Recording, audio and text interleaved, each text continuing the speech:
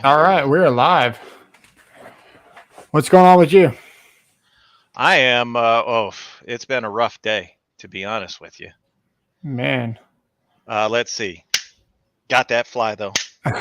Got that fly. On yourself. Uh, fuck. um, so let's see. Mowed probably 12 of the 16 acres today. Got burnt all the stuff, and then I had to repair my mower twice while I was out there. That sounds about right. The second time I get in, I get it fixed. I get a call from my mom's nursing home.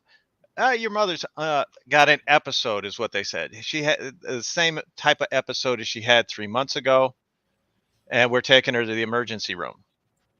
And I was like, okay, Did you get no it? big deal. Yeah, like no big deal. And then I'm telling you, I've got like 50 of these in here. And no, I missed that one. Anyway, so they tell me she had an episode, and I'm like, all right, no, they're taking her to the ER and whatnot. About 10 minutes later, my son calls, and they're like, did you hear about Grandma? And I'm like, they said they were taking her to the ER. She had some kind of episode, Alzheimer's, dementia. You're just like, could be anything. And I'm like, but they didn't make it sound like a big deal. And he goes, she was found unresponsive. They couldn't get her. Man, that's that's a big deal. They're like, they couldn't get her awake. She couldn't answer questions, nothing. So I immediately, Milwaukee, Joshua Brown. What's up, Joshua Brown? I immediately go in, take a shower, because I am covered head to toe, just covered in grass and dirt and filth and whatnot, and head over to the ER. I get there, and my mom is sitting there, and I walk around a corner. I'm like, I hear there's a grumpy old lady giving these folks problems in here. And she's like, yeah, that was me. Well, I'm glad she's okay. I gotta move this camera out of the way. I can't read the chat. Hang on. Get over camera. So Joshua wants to know, what about that Gen 4? I'm telling you, that Gen 4. That's gonna be pretty good. Yeah. I'm excited. I got that one, by the way. I think it's gonna beat Flex, even though Flex has stack lithium. Well, that's so the most disappointing thing for me to come out of that whole event, the pipeline event, was no mention of stacked lithium. It seemed as though they were doubling down on the 18650 and 21700 cells, which, I mean, they work great. I'm not knocking it, but the longer they go without announcing it, the more the perception is that they're falling behind. Yeah. And if you're a Milwaukee fanboy, how long are you going to ride that train? Yeah.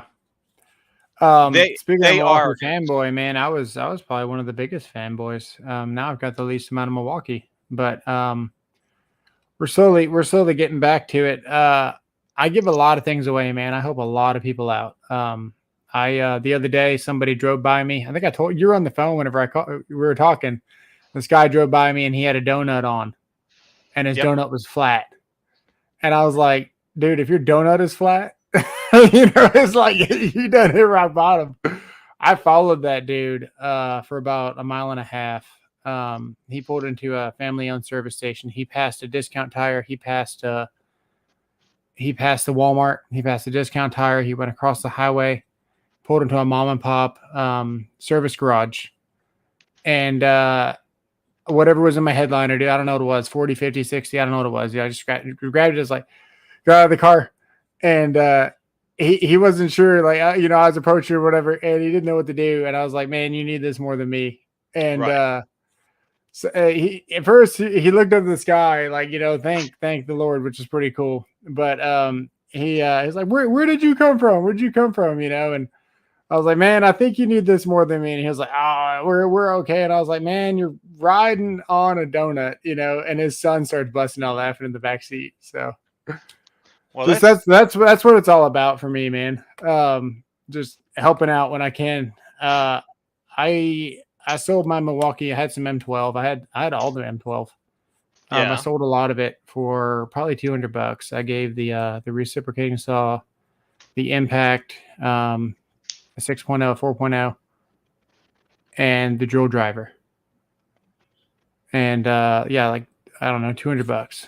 Just a good deal. What's your thought on the new pipeline stuff for M12? The new hammer drill, the M18 hammer drill, is the one I'm most excited for, because I have a serious love for hammer drills of all shapes, sizes, kinds. It doesn't matter. If it's got a hammer drill, I'm there. And the old tech guys in the house. Hello, Ed. Uncle Fryer, Joshua Brown. Hello, gentlemen. Great to have you here. He was about to say that, and I stole his thunder. So there you go. What's going on, Ed?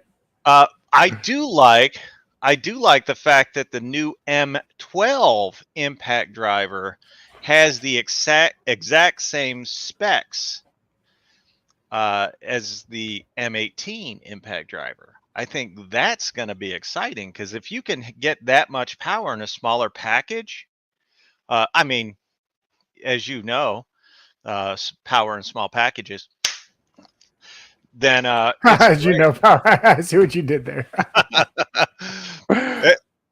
It'll be great. I mean, that's what you've got to like. That M12, that the impact driver in the M12 line is probably the most exciting for me. The batteries having 21700 cells in them. The new batteries having 21700. That's pretty cool. That's pretty cool. Yeah, to be able to get actually great performance out of them, I'm liking that. The event itself, aside from those few products, I mean, I talked about the track saw on my channel going all the way back to like last, like September, August. I've talked about it. So to see it, we got a $2 holler from Shaka Gillis. Thank you very much. Please no cease and desist again, TTI. Yes, I'm with him. Ryobi is trash. But what Ryobi do you? Is trash. Please no cease and desist again, TTI. Yeah. So what did you think about the event? What struck a chord with you? You know, I've been really busy. I haven't watched the whole event yet. I've watched bits and pieces of it. You know, VCG just came out with Clint. They did that video, and I paused that video 3 or 4 times, and I watched, and I didn't see a huge difference for the battery with the impact. The newer gen versus the older one, but where you see the benefit with these batteries would be the more intense tools. Maybe probably not even the bandsaw, man. Maybe the SDS drill, something like that. They really don't have too many M12 tools that really pull a whole bunch of load. Maybe drilling through the rafters with an auger. That's where you get the most boost. But for the most part, you're gonna have to really be pushing these drills or impacts to see a difference of something that's worth the price for me. I'm kind of torn between it. This whole video it gets the boot. There's actually something in here that many of you may not even know existed or not, but whenever I sold, it's his drill dough. So here's the thing. Actually, I don't know what's in here, so I'm hoping that it's a drill. It could be something questionable. We're gonna open it live, and hopefully it's what I think it is. But yeah, in here is an accessory for a drill. I hope for an impact, and then hopefully this is what I think it is. We're gonna open that up here in a second. But man, I switched to DeWalt. The 12-volt stuff right before I started this channel, and I used the M12 for years and years and years and years, ever since they came out. And I've still got like one of my original batteries. Now, one thing I will note that all these batteries do is this right here, which I'm not a big fan of. This can separate, and these break off right here. Well, you don't want it to break off. I mean, gee. Yeah. And actually, these are probably my best batteries. This one's a 2 and this one's a 1.5. I just got tired of the regular. Yeah. I just got yours pretty solid. This one's still pretty solid. Yeah. But this is an OG 1.5.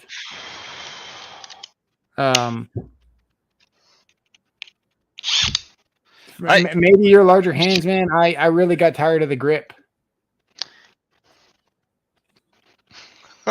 I go all the way to the battery, so I don't know.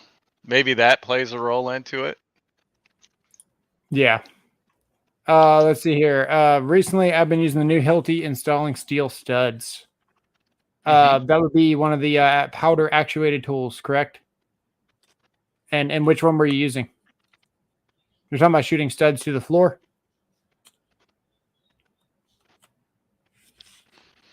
There's a lag when they... Yeah. It'll take a minute. We'll go to the next one. You ever used one of those in your work? What? Shaka Gillis says he received a cease and desist from TTI yesterday for his super chats. I was getting to that, but I don't know if he's joking or not. I don't know. I've had 2 companies send me a cease and desist. Well, one sent me a copyright strike and one sent me a cease and desist. And my response to the cease and desist was, take me to court and I'll blow your drill up in court. Like, I'll show them. I'm like, I'm not lying about it. I'll take it right out of the box. Yeah, I'm with Uncle Fryer, man. The M12 stuff is exciting. I don't know. People are just kind of walking in here. I'm not sure who all was here, but in case you missed it, what's in this box is something that I sold a long time ago that I wanted again, so I rebought it. Ed, the old tech guy, said hello. What's up, Ed? Sorry, I've got this camera like right in front of my chat. The M12 stuff is pretty cool gear. If you guys look through his glasses, you can see backwards in time. I'm not saying they're thick, but at night he has to use 2x4s to hold them up. Uncle Fire, DeWalt definitely has better grip on the 12 volt. Yeah, I agree. I actually, case in point about the whole helping people out and giving things. I just gave my buddy, and I made a short on it real quick. I just gave my buddy the my whole 12 volt line as a housewarming gift or a buddy gift where he got a house and he was asking me about Ryobi. And I was like, I'll give you something before you buy Ryobi. That's literally how the conversation went. So, man. I was like, don't do that. You know, and then so he's actually asking me about Makita the other day. And is it? Yeah. So is he not married? No, he's married. So his wife was saying she heard that they, had a good grip and all this stuff. And I was like, man, those 12 volts will actually maybe almost outperform your Makita in most cases for what you're going to be doing. I'm not going to say they're stronger. Makita makes an excellent tool. But if I had Makita at 12 volt, or if I had a 12 volt, there'd be no point in buying a Makita. Right. You may as well go to the next tier. Shaka Gillis received a cease and desist from an attorney representing TTI in the mail yesterday for my super chats. That's really funny. That is pretty funny. I like that. Yeah. Robin the same way, much more comfortable with the battery in.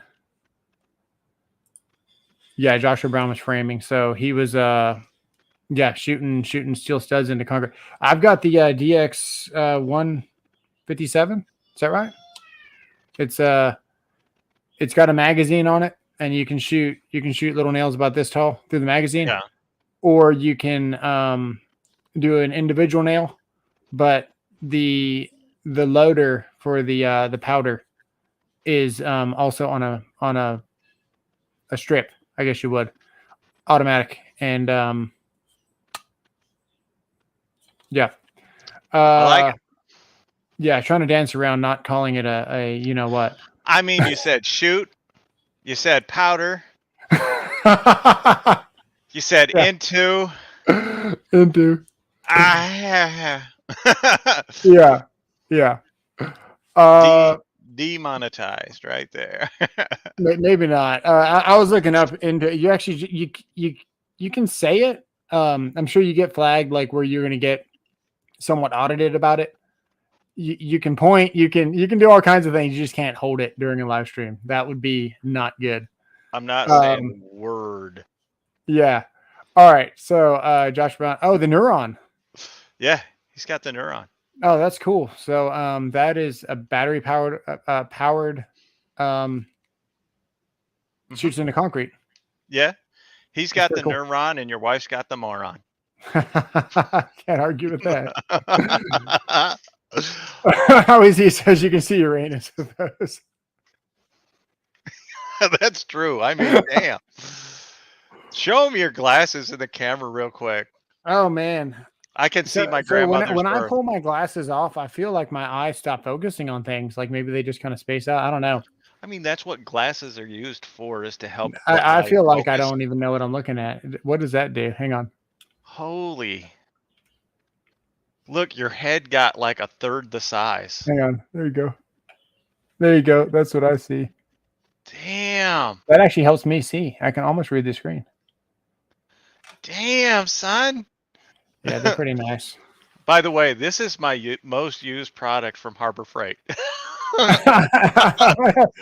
know what? The half-inch sockets that are all the multicolors. Yeah, I use those a lot.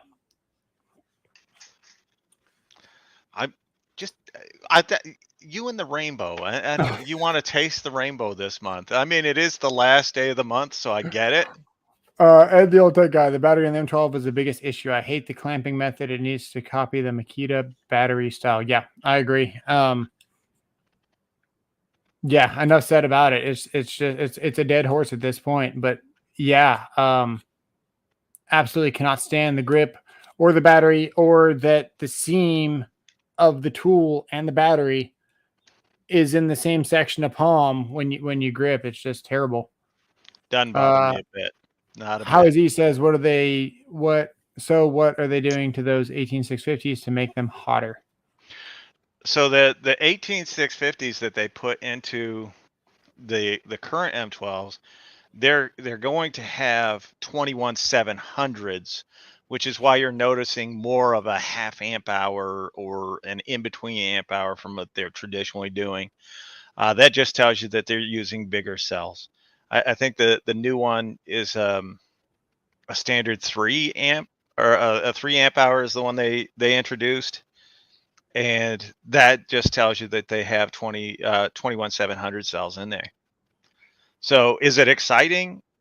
If you're an M12 guy, it's absolutely exciting. Yeah.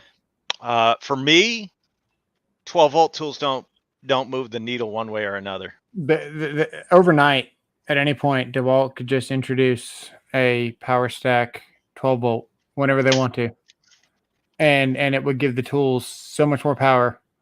They'd be even lighter, and they might be comparable to the older gen Milwaukee overnight whenever they want to. Yeah, because they did it with Flex. Flex announced what they're going to do, and then they got with Samsung, right? Yes. Essentially, yes. And then just, hey, make me this because we do so much business with you guys, and then threw it out there. Well, DeWalt had been working for, I want to say 2 years on lithium pouch cell batteries. Flex was actually going to be the first one to come to market with them, but DeWalt did move ahead and get it in there. But yeah, I mean, absolutely. I love the idea and the performance of those lithium pouch cell batteries. They are far superior to cylinder cell batteries. And I mean that. They are far superior. They charge faster, they provide more power, they run longer. It's hard to argue with it. Yeah. So well, let's open this first bag because I don't want this to go on all night. You guys got things to do. Joshua Brown. Uncle Fryer got the 12-volt multi-head driver from Hilti. I bet that's really cool. Nice. How many heads does it have? How many attachments? I've been wanting to get that. This didn't open. I just ripped it open, but it didn't open. I've been wanting to get the one from Metabo, the German Metabo installation driver, the 12-volt. Okay, good. It was what I ordered. I was afraid that it was going to be something questionable. Actually, looks questionable. I mean, honestly, all you're doing is you're telling the world that you ordered that questionable stuff, which is why you were worried about it. Hey, man, you never know what could come in the mail. All right, so does anybody know what this is? We'll let you think about it for a second. Maybe I'll put it up on the screen or I'll probably do a video about it of where to get it and stuff. This thing is $20, and it is a protective boot for the M12. And I had one on my last impact, and I really, really liked it. Whenever I put that tool up on the marketplace for Craigslist or OfferUp, whatever it was, I was selling everything for $80, I think, the boot and the tool, which is just a steal, but whatever. I had more people ask me if they'd sell me the boot by itself for $60 than both. Like, they didn't want to spend it. They're like, "What? Can I get the boot?" I had more things about the boot than anything, and so yeah, they actually had mine on Amazon. I ordered it from Home Depot, probably about 2 years ago, and they weren't on Amazon until recently. So I don't even know if this is a true Milwaukee or not, and I don't even know if it's going to fit, but we're going to find out. Does it say Milwaukee on it? No. Milwaukee doesn't get out of bed without putting Milwaukee on the floor for every step. So that's what makes me wonder. But I've had them both, and they feel very similar. They're both about the same thickness. And I suppose I could spray it with some brake cleaner or something and see what happens. It looks pretty good. Yeah, it's not bad. Let's see what's in here. I'm with Uncle Fryer. I can't wait for this month to be over. That's one of my favorite knives right there. Very nice. Yeah, I like a wider belly on a blade. So does your wife.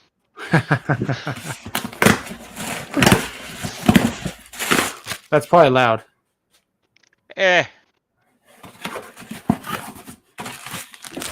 So this is going to be refurbished or used or terrible. I don't know. I have no idea. That's part of doing this is when you order stuff online, you never know what you're going to get, especially when it's $70 and 140 brand new. And so you guys can see, you know, what you get. It does not look like it came with a belt clip. But I've got extra. Brandon said it's a knockoff boot. Yeah, it looks like it. This is not a knockoff Milwaukee. And it does. It has a clip on it.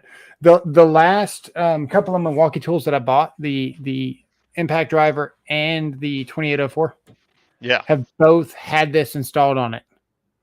I remember a time where you used to have to install these yourself. Right. And the first live stream we did where I thought that tool was broken and it came on it, and we thought it was kind of weird. When I returned it and I got the new one, it had it on there as well. And then when I got the 2583, I don't know what it is, the Gen 3 Milwaukee. I'm just gonna do the live stream swatting flies. I'm telling you. Yeah, no, you're killing it. So let's get this on here. Let's see. We might have to take the we might have to take this off actually. Let's go down here. Tried it. I use it the most now. Starting house fires with my glasses. he burned ants. Uncle Fryer says 2.5. Yeah, that's the new battery size. How are they going to show the 21700 cell in the tool? You have to wait for someone to open it up. Well, Brandon said they're not, but we'll see. They're not. Howie Z, it's 18650, 25 Rs. Oh, I see. So it's different style. Yeah. It says a boot, a boot. I have these boots on every tool that has the boot, and that's a fake boot, bro. It would say Milwaukee on the fuel on the side. That's what I thought too. I've had the Milwaukee boot, but for $20, because I think I spent 40 on mine from Home Depot, and I had to wait quite some time to get it. And yeah. Howie Z wants to know why it flies like the garage so much. It's cooler in here than it is out there. That would be my guess. Ow. That's it. Oh, yeah. Use it. Force it, baby. I just ripped my finger. Nail? No. No, my whole finger. Oh, okay. Well, that's fine. You got 9 more. Don't worry about it. Yeah. So actually, it fits pretty good. It actually looks really good too. Yeah, it's not bad for a knockoff. No, it's not bad at all. It's actually pretty darn impressive. Ed wants to know why you didn't get it from JD Tico. I only just met JD Tico from your thing, man. I'm a. He's an Amazon guy. I'm not yeah, I guess I am. You know what? I'm really against. Every time I talk to you, and you're in front of your computer, you're on freaking Amazon. Always gonna sign. Yeah, man. It's convenient. It's bad. It's bad. So anything else, I'll go brick and mortar. Things like this. You got to remember, you're still supporting a business on Amazon. But it ain't it ain't an American business. We don't know that. We're gonna pretend it was this time. All right. I have no idea. I'm the worst.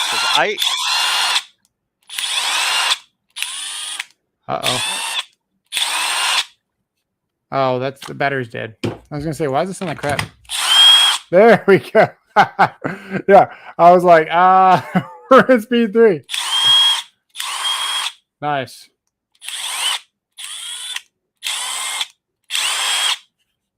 Yeah, there you go. Yeah. Milwaukee got the boot. All right. Yeah, it actually looks pretty good. It's even got the it's got all the air vents. Yeah, it's bootyful. Yeah. Oh my goodness. I'm just here. Okay. You wanna play dad jokes? See here. Yeah. Dad jokes. Let's see here. Oh my God. All right. What's the problem eating a clock? What's the problem eating a clock? Yeah. I don't know. It's time consuming. That is true. Yeah. These are pretty bad. I broke my finger last week. On the other hand, I'm okay. You what? I broke my finger last week, but on the other hand, I'm okay. That's good. That's good. I like that. We're gonna put these. Okay, one more. I was reading Ed's comment down there. Why don't cannibals eat clowns? I don't know. Because they taste funny. I like it. I like it. Oh man. Let's see here. Why do flies like your? I think you already read some of these. I did. Yeah, I'm up on it. You're up on this live stream stuff, man. It's almost like professionals. Yeah, it's almost like I do this every week. Sometimes our business trade scalpers. Hard to support them after what they did during the pandemic, scalping from soap to toilet paper, tools, and graphics cards. Yeah. I hate to tell you, I've got a grocery store. It's a locally owned grocery store in the town, like right next to mine. And during the pandemic, they were selling individual rolls of toilet paper for $6. So I could tell you a story that might get this stream canceled. Is it this one? Is it this guy? Dude, you You got an Auto Technician action figure. Where'd you find that? This is their new YouTube creator content here. Wow. So yeah. Nice. I got the first one. I'm really excited about it. It's pretty dope. It says the clown one was funny. Yeah. Yes, that business won't get my business. Well, the funny thing is about that business is I actually know the people. And I mean, I don't live in a very well-populated area. If you ever come around me, like anybody that's in Deal Team 6, I actually showed picture or videos of my backyard today. And I was like, here. And I zoomed, I've got the camera going around, and you don't see another house, another person, another anything. It's just yard. Yeah. Yeah. No one's around you. No, it's great. I love living out in the country. That's one of the best things I've done. Moving from New York to this area of Missouri. In New York, everyone was on top of you. Like, it was all crazy. Like, you couldn't do anything without your neighbors knowing. And now I can go outside and my neighbors don't know me. Just walk around naked out there. I have, I've got the hammock set up in the back. I got the hammock set up in the back. Every once in a while, when I want to work on not having tan lines, I'll go and make a whole bunch of people sick. Yeah. I'll make a bunch of people sick in the watching a live stream, telling them about it. No, I don't do that. Yeah. Oh man, this was the Weehaw that we got the other day from Lowe's. They have to have the funniest or best name, like happiest sounding name for a company. Look at this. This is actually really shameful. This is like the lightest thing that you're gonna find. Watch. Well, you see, the problem is it's a flex bit in there. If you had a real bit from a real company. All right. Fair enough.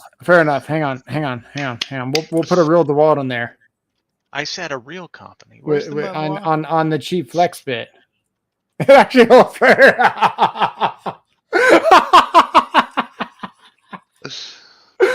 Oh man, do these not have like magnetic like properties with the? Hold up. Yo, you're blaming Mr. Germs. I mean, you're blaming the bit. Look, my God, look at that. We just found this out live, guys. These bits do not transfer the same magnetivity. Dick. I heard man dick. I heard man dick in there. I'm not sure why. Jesus. Look at that. What the heck? Hold up. I don't know what you expect.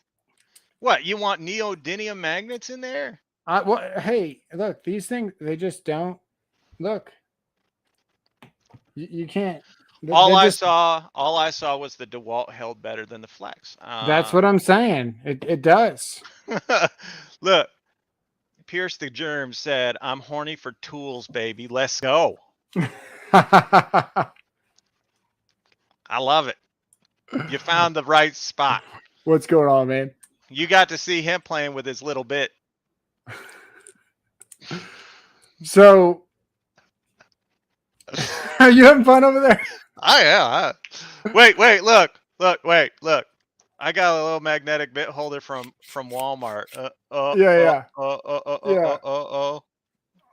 So we actually figured something out. Like out of all the tests, even Project Farm, I don't think anyone's ever done this test. Who would have thought that a different kind of bit would transfer magnetism differently? That's a thing. Apparently, that's a thing. Did you know that's a thing? Because it's a freaking thing now. I'll be honest with you. In the 48 years that I have been on God's green earth, I can say that I have never cared more about that than I do right now. I can also say I have never cared less about that than I do right now. I'm happy that you're happy. I'm great. I'm actually upset, dude. I bought a lot of these. I bought a lot of these flex bits to test them out for y'all to see if we could destroy them. You want to? We haven't destroyed one yet, but this is a huge negative. I think we got to do some more testing on that. I'll tell you what. I've got some Muller Cups bits around somewhere, and I'll tell you, they're ridiculous. They're not impact rated, but I've used them in an impact rated or an impact tool 10, 20, 50 times, something like that. They're crazy. What's your thoughts on these, man? I absolutely love these. Yeah. It's the Malco one is good. That's the first one that I bought. I don't know. Everything good comes to HVAC first, and then they decide maybe electricians want it. Klein has a slide drive screwdriver that I featured on here before, that you just pop this up and it turns to a different size just because you got an insert inside of it. And they branded it HVAC tool. And it's like you just cut out half of your market. Not half your market, but a good proportion of it. Especially being Klein. Yeah, and probably half your market, actually. Yeah, it's a Klein tool. So it's pretty much for electricians, as far as I'm concerned. And you don't even have it labeled anything but HVAC on it. It's like it's just crazy. In case someone hasn't seen these, you can flip these from one size to the next size. So Uncle Fryer wants to know what you think about the new Ryobi bits. Haven't tried them. Have you? No. I don't. So I'm really biased when it comes to things like that. I don't think I've ever really tried a Ryobi legitimately to see if I like it. I've never tried a Skill, see if I like it. I've never tried a Bosch, see if I like it. I haven't tried. There's a lot of things. My tool channel is not. Hold on. My tool channel is not. This is new. Let's go buy it and blah blah blah. It's very much. There was a brand that came out that was directly challenging Milwaukee. Yeah. And I was genuinely interested in proving them wrong. And in my pursuit to do that, I fell in love with Flex. That's pretty much how that happened. I'm not going to buy everything that comes out. I'm probably not going to get the newest 12 volt, whatever, with whoever it is. We're just not going to go that route. Even the Flex rear handle saw looks cool, but I'm not going to buy that just because it's new. And you're watching the wrong channel if you think that I'm just going to push whatever. Well, hold on. I'm going to help you guys out here. What you got? So hang on, I got to read this. How is he says sintering of powder metals is a process in which particles under pressure chemically bond to themselves in order to form a coherent shape when exposed to a high temperature. Yes. Yeah. What you got? All right. So look. DeWalt. This is just answering the question if I'm going to buy the bits. Look at this. I've got Jercules. Hang on. Brandon called me out. He's right. He's right. I didn't have DeWalt. Hyper Tough. Hart. Tractor Supply. Which these are actually really good. These are from Napa, I want to say. Milwaukee. Irwin. Cobalt. Homosexual. Rigid. Am I going to buy the bits? Probably. I've got a problem. What's your top three? Top three. Say it. DeWalt. Okay. And people are gonna hate me for this one. Mm-hmm. I end up grabbing these a bunch. The Hart. Really? I'm not saying they're great or anything, but if they break, they go wrong. I'm not out anything. I go right to the Walmart and get another set, and I like the fit of the cobalts. So those would be the top 3 for me, because I'm not going to say the homosexual brain. Okay, so I think that Makita makes some of the best bits, and they have for a long time. I don't disagree with you. And now the XPSs are excellent. And then probably the Milwaukee carbides. Yeah. So I would, if I had to pick one, I would say. Also, I'd probably go gold before I went XPS. So I'd say Makita gold, XPS, and then the carbides. That's my choice. I'll be honest with you. I was disappointed with the Shockwave, the Milwaukee Shockwave bits when I first got them. I never liked them. I have like 6 boxes of these, and they sit in the bottom of my drawer. And it's not that they're not good bits, because they are. Oh, hold on. I'm gonna try these out. We're gonna see how these go. I haven't tried these yet. I mean, don't make me dig in my drawer again, because I know I've got Metabo, I've got Bosch in my hand. Yeah, I literally have bought. I literally buy from everyone, because I want to really find out what the best bits are. And I know I've got Metabo around here somewhere, but here are the Bosch. So this is kind of my theory, because I'm pretty well up on the things that are going on in the world, all the things. He's an alarmist. The Flex stuff was pre-priced before inflation, so for a long time you could get 6.5 circular saw blades for $8. That's done. They're almost $12 now over the course of the last 2 months. So I was buying a lot of stuff that's pre-inflated. These bits here were $10 for that box. Yeah, that's insane. So I spent $50 in bits. Now to find out they're not as magnetic as the other ones is really upsetting. But my God, they seem like they don't really break. So we'll see. The black oxide from DeWalt. Yeah, I used to run a lot of self tappers into strut, and we would build these racks for data centers. That one picture I showed you with the data center, and we'd cut the strut and cantilever things out, and then be able to run self tappers to the flat piece of strut. So you had a C channel like this. We would cut out this portion and this portion, then you just have a flat piece, and then we'd zip it to it, because it was going to be filled in concrete anyway, so it didn't have to be like really strong. And then we'd mount 4-inch pipe on it and do all that stuff. So I would break the tips, like the actual, like right on the tip. I would just break the bits off and just shear them instantly whenever I was drilling into strut. So I quickly found out DeWalt makes some of the worst bits.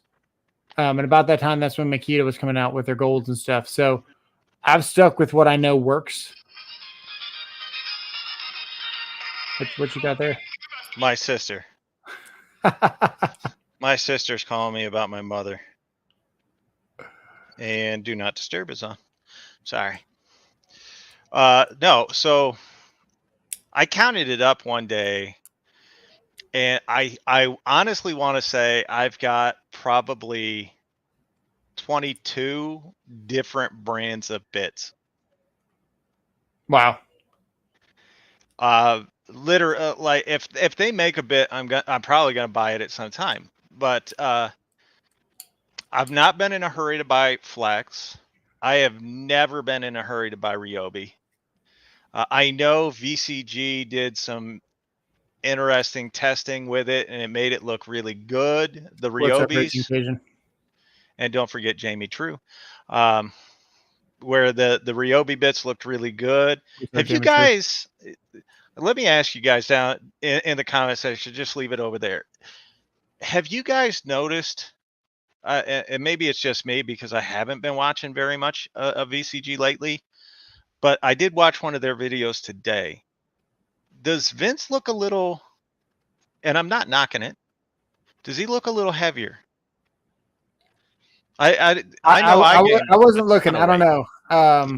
Which is odd because you always check out the guys. No, I've just maybe it's just like I'm false memory. I remembered him being more svelte a few years ago, but everybody gained a little bit of weight with the pandemic. Because you're not able to go out. I know I've gained a bunch of weight, but my weight is just because I'm fat. So I'm not knocking it. I'm hoping everything's okay, and maybe I'm just misremembering. But it just seemed like, and I'm going to say this: I actually think VCG is probably still the best, or one of the best tool channels on all of YouTube. I'm going to say that now because I do love their stuff. I just haven't had a chance to keep up with everybody and what they're doing. I mainly limit it to my friends. Yeah, we said this in your live stream, and we talked about it in the car the other day. Or at least I was driving in the car. Deja vu.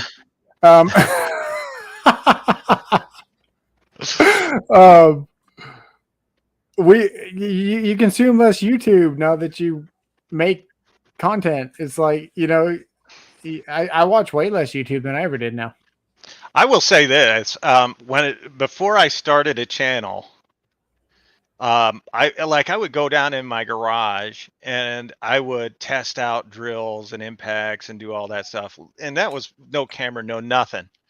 And I thought, I watch these guys on YouTube, and they're always whining about how long it takes them, and I'm like, it's not. I have a whole nother appreciation for what goes on with it now, aside that I hadn't seen before. And anybody that goes out there, turns the camera on, and puts themselves out into the public eye, I have a lot of respect for. Well, mostly everybody. The blob, I'm still debating on, but mostly everybody. So I made a video back when I had 100 subs, maybe. Yeah. And how am I supposed to know? You're asking me like 100 subs, maybe. Hey, just because you got Alzheimer's doesn't mean that you can't not remember. It does literally remember that. I mean, damn. Calling somebody out about a slipping with an SGS bit, the SGS tools, the Tapcon tools themselves. And I made a video about that. And I thought I did it constructively. And I put my own input towards the end of the video about it. And the response I got was sort of surprising because that's what they were telling you. Don't show it. Right. So I took it down. But I lost a little bit of respect for certain things, because you're almost Harvey Weinstein in the tool community. And I'm just going to say it. You are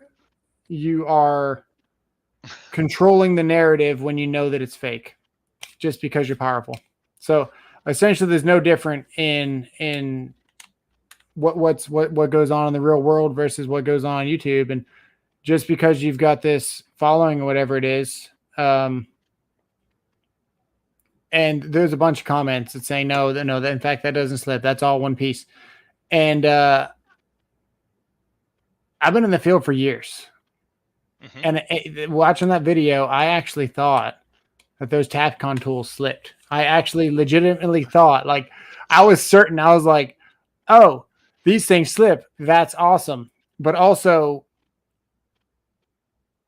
okay, so first I was like, those things don't slip. That's complete BS. Like, there's no way. I know how this works. They're all one piece. But the more I watched the video, I was like, oh crap, maybe they do slip. So already full knowing that they don't, I went and bought one, and I cut it in half, and it was all one piece.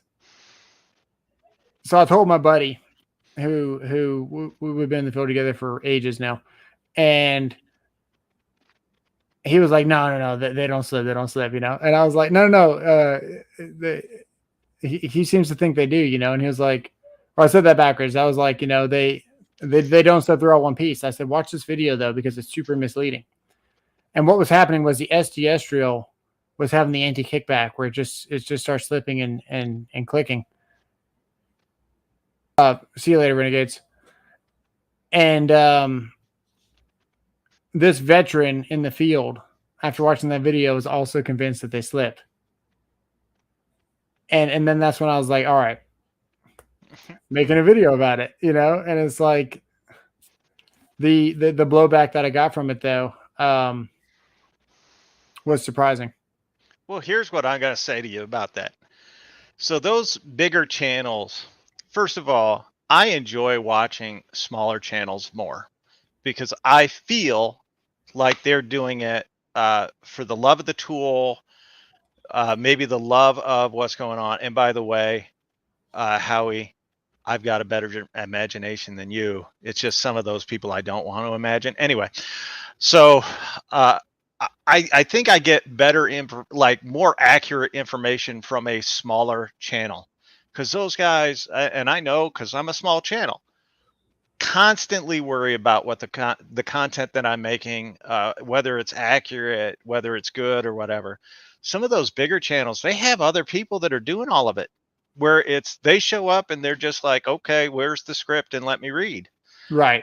And I'm like, okay, that's great and all, but how do you know you got Andy, the intern down there, who doesn't know the difference between a screwdriver and a jackhammer, telling you the right stuff? Right.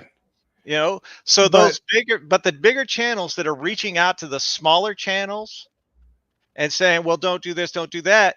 All they're trying to do is make the smaller channels like them. And if you're like them, you never stand out. The smaller channels never have a chance. Yeah. Be you, be who you are. I mean, that's the way you're going to make a big difference on this platform. That's the way you're going to stand out. Be you. And if anybody's watching and you're like, oh, trying to model yourself after somebody else's channel, stop it. Be you. Yeah. I'm an asshole. I'm the first one to admit it. That's my mom's nickname for me. You show up on my channel, I'm still an asshole. But I'm an honest asshole. Yeah. Assholes with integrity, structural integrity. Yeah. Well, I don't know. Well, how many Makitas you got?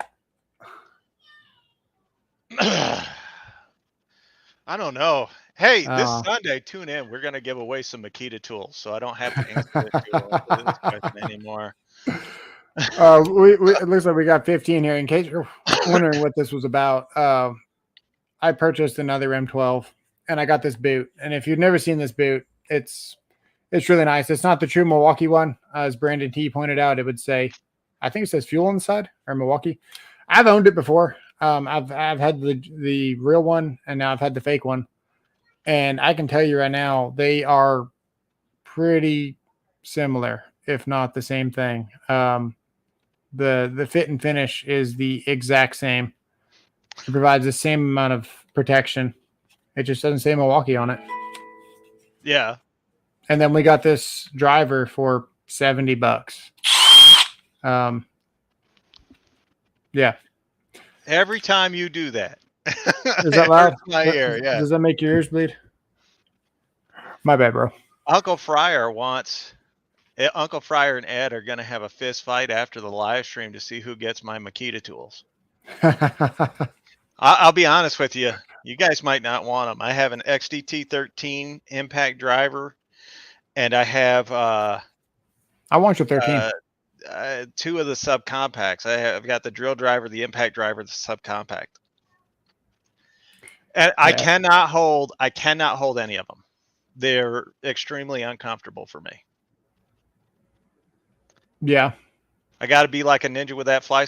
I mean, I don't know if you guys have seen this, but I'm not dainty with it. Well, you haven't killed a spider yet. Usually you have a satisfying splat on stream with the spider. Dude, so that's the weird thing. Lately, I've been getting these big black spiders. They're about like that. So about a good inch and a half long. With legs. With, and on their back, they're carrying hundreds of their little babies. So they cross my floor and I step on the mom and the little babies start. No. And then I do the Mexican hat dance all around them. That's that meme when you see the fire in the back, like your house is on fire in the background and you're smiling. You got spiders in your house. Yeah, no. They all die the same. I've got weight and size on them. It said some of the bigger channels are more concerned with making money, shilling, and trying to get sponsors. Yeah, exactly. Well, some of them from The Hobbit. Some of them are actually getting paid directly by manufacturers. I don't have a problem with that. I really don't. Some of them are getting paid by the manufacturer. It's when that payment dictates what they think. That's when we start having a problem. Yeah. If you can't look in the camera and go like, hey, this is a great tool and here is why, when it's actually a great tool, or if it's a bad tool and you have to look in the camera and go, well, this is a great tool and here is why. Yeah. When you can't change, when you don't have the ability to change your mind on a tool or to give an honest opinion, that at that point your opinion becomes suspect. Yeah. Ed says I'm one of the few real Makita lovers out there and take tons of crap for it. Yeah, man, I built my whole career with Makita. I'm always gonna have a spot in my heart for Makita. I like that 1.6, man, the XCD 1.6. I was opening up a panel the other day, and it was a EMIS for 5G. Look, they're all three of them are right in a row up there on the very top. Yeah. And that is the shelf that I'm never going to use. That's literally like all of them are up there. That's your rigid. You got Makita. I've got the Milwaukee rigid, up there. I got rigid 12 volts. I've got the Milwaukee 12 volts. I've got Hercules, Hart, Craftsman, and Bauer. I've got the Metabo, the non-triple hammer impact drivers. But all of those, like, I don't enjoy using 12-volt tools. I've said this 1,000 times. It's not going to be shocking to anybody. We got Jonathan Fisher. Did someone say booty? It's bootylicious. Anyway, I don't like using the 12-volt tools. I do like using the 18 volts and whatnot. So I do have. Hang on, I'm going to slip a finger in this booty. Hold on. He's fingering the booty. We were talking about the G-spot earlier, so if they only heard the stuff that we don't say on camera, geez. I said that you couldn't find it because I said women. So yeah. So you're used to the other. That's why you never found it. You know, you find it on a woman. Yeah, you said H or maybe it's G. And yeah, that's what I label my videos on my right on my desktop. H G. I'm like, I'm a guy. I've never found the G spot. Jonathan, that's because it's on women. Everything's great. Yeah, everything's great, man. Let's see here. I have those big says, okay, black. Makita told me Uncle Fryer. Uncle Fryer says, visitor. They're gonna split the Makitas. I just can't hold them. They're too small. I just can't hold them. And not that I'm sure they're fine. No, I can't even use them on camera because they're so uncomfortable. That one short whenever you grabbed the DeWalt at Lowe's, man. Yeah. Yeah, and then you had like so much hate like for common beach balls over there at Lowe's. Yeah, I got so much hate for grabbing a 12-volt tool and being like, I can't even get my pinky in. Like my pinky went around the light. How easy is it to have those big black jumping spiders that get real friendly and make you scream like a little girl? Yeah. Makita makes great tools. Either you like it or not, Rob. I'm sure they make great tools. I've had Makita before. Just all the new iteration of stuff. No, man, I just can't do it. They're too small. They got to fit in my hand. Jonathan said, did someone say booty? How's it going, guys? How is he with the G spot? Is like a 10 millimeter socket. Yeah.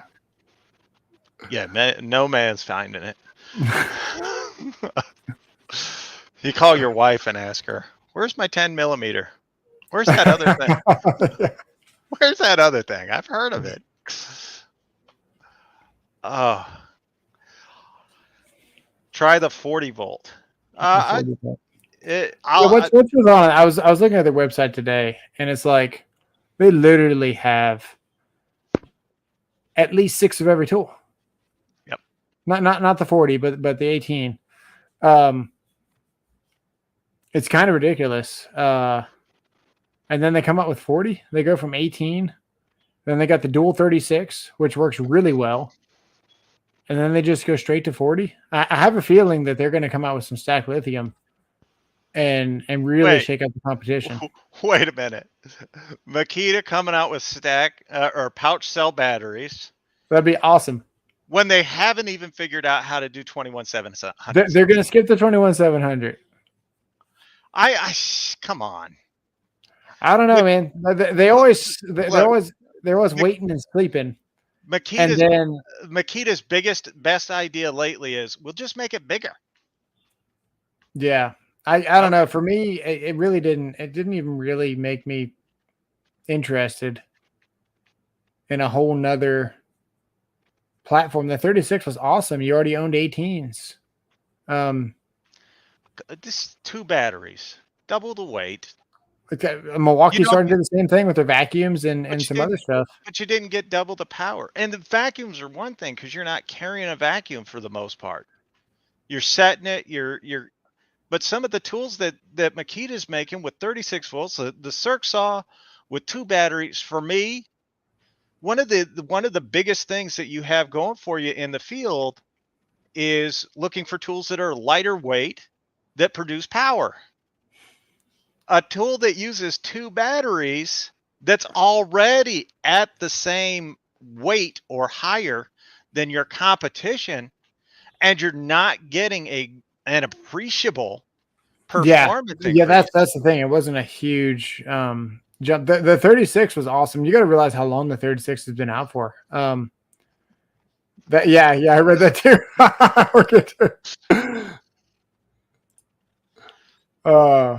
Makita has to pay. Always missing. Ed says 36 volt was never good in my opinion. Oh man, I like 36. Makita has to pay Milwaukee to make those batteries.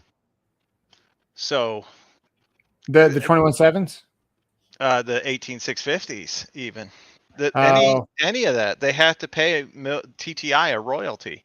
So who's getting royalties now for stacked lithium? Don't know. Nobody. I like that. Yeah, I mean that's better. For me, I mean, 18650 cells, we already know they're good for about 3,000 charges, no matter who makes them. Yeah. Right. And then after that, you might get them to last maybe 3,500 charges or whatever, but you do get an appreciable downgrade in longevity.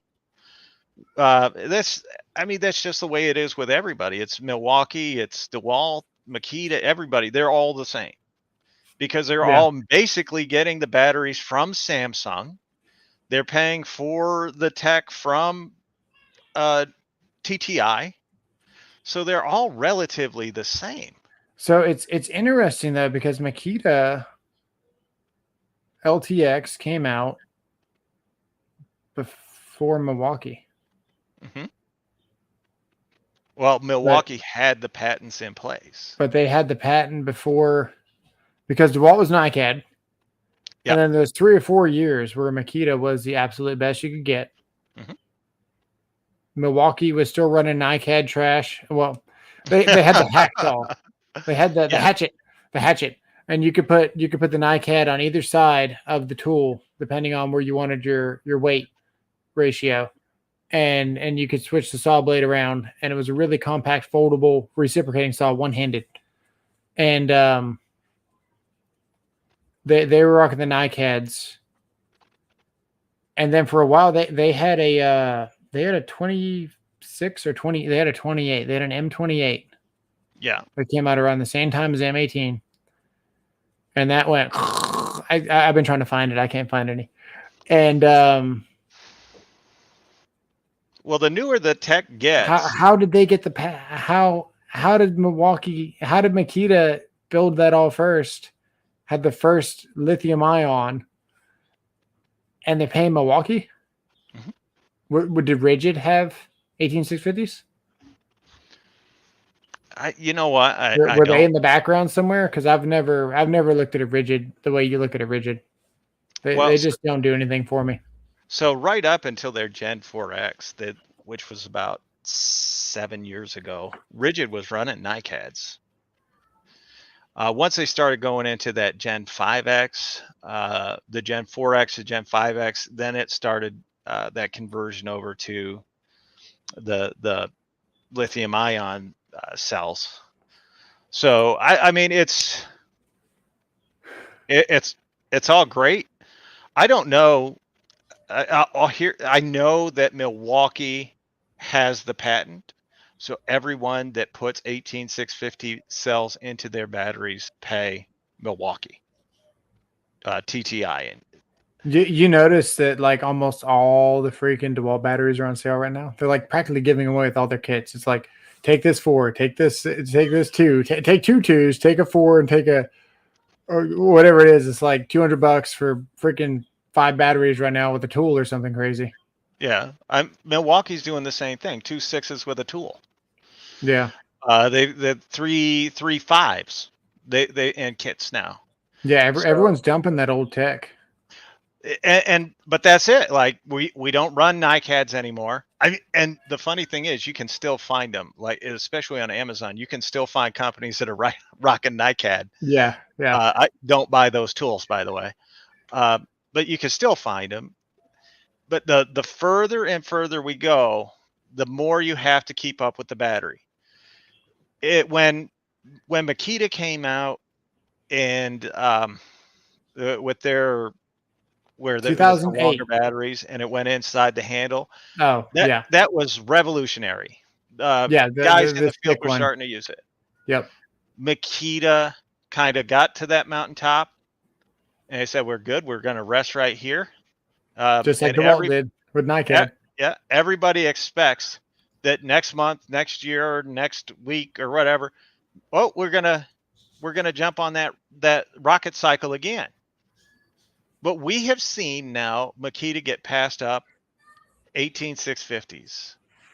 They were a late adopter, or they were an early adapter, but they couldn't get the performance out of their 18650s that some of the other brands could. Then it went to 21700 cells, and Makita said, okay, we're just going to stick with what we got. They didn't adapt. And now you've got lithium pouch cell batteries out there. Not a word from Makita. Their best answer is, we'll just make bigger tools. You can do, and they are physically not keeping up. The same thing, if you're looking at it, you could objectively say could be happening to Milwaukee right now. They just had their pipeline event.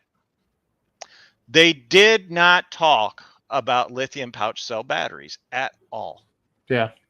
Now, I know, having talked to the people at TTI, having talked to my own personal rep, or the rep that I talk to a lot, I know that they are at least looking at it, testing it, and seeing if it works. Yeah. But they have not announced it. They don't have any tools to go with it right now. Right. If you're objectively looking, you have to say what brands are keeping up, what brands are falling behind. Makita fell behind years ago. To me, I think DeWalt's doing really well right now. I would agree. My opinion. I says Makita batteries might not be powerful, but they will outlast all other brands. Yeah, I agree with that. And he said, if it ain't broke, don't fix it. Yeah. I got double digits on likes. Yeah. There you go. Makita is a Japanese company. You won't get the same hype in marketing like Milwaukee and DeWalt. Yeah, that's true too. Milwaukee is falling behind. Yeah, and man, I recently jumped on that DeWalt train for sure. Yeah. But if you look at what Milwaukee's doing, their pipeline event, the few days ago, whatever, they took that Makita route. They literally took it. Let's not focus on the technology that we're doing. We're just going to we're going to roll out the next generation of the same tool. Right. The track saw is nice. The M12 detail sanders, nice. None of those are a must buy. That makes me think that they might be changing the base. Sell more tools while you can, and then change the whole thing. I mean, we've been going a long time where the tools kept the same. Think about that, though. They do that, especially on that M12 line. They need to do that on M12. If they did that overnight and I had all these tools, I would not be upset. How many people would? How many people would go then? That TTI, they're not gonna stand behind. They're not gonna make them. It's one of the draws to Ryobi. I know we don't like to go there because not professional grade tools for the most part. But when you look at Ryobi, they've had that same ugly battery style for 20 plus years. Yeah. It keeps going. It keeps kicking. M18 now is what, 7, 8, 9 years they've had that rigid. You can go back all the way to their NiCad stuff. It's the exact same. So it's that backwards compatibility. That's one of the nice things that TTI has been very good at. But you look at it and you go, are they keeping up? I know it, having owned a business, having been in a business, I can't let another company have a 1-year head start on me before I do anything. Yeah. If I did, all I'd be doing is planning on new ways of getting out of business. And I'm not saying Milwaukee's going to falter, fail, and go out of business. Don't get me wrong. But the perception within the community of them falling behind gets greater and greater every single day that they're not doing this. That they didn't even announce it, talk about it, say, hey, we're working on it. Nothing. They acted like it didn't exist. Makita does the same thing every day. Yeah. So I told you I talked to a Flex rep for about an hour and a half the other day on the phone. I was begging him. I was like, please, we need a smaller battery like what DeWalt did. And they're like, well, they purposely went through and and I agree with everything you said. They really did. The 3.5 is a really good balance on power to weight. Of course, I don't have the piece of paper, which I've been making sure I had this whole time. It's like 300 to 400 more watts than the 5.0. And it's, I think it's 300. It's 300 more watts. It weighs like, I don't know, half a pound more, if that, a third of a pound more than the 2.5. I got you. I really hope that they make a smaller impact. It could be less powerful and just smaller. Yeah. It would just be awesome. So the 5.0 is 120 watt hours. There you go. 120 watt hours over there. Yeah. Right. And then the 6 is 144.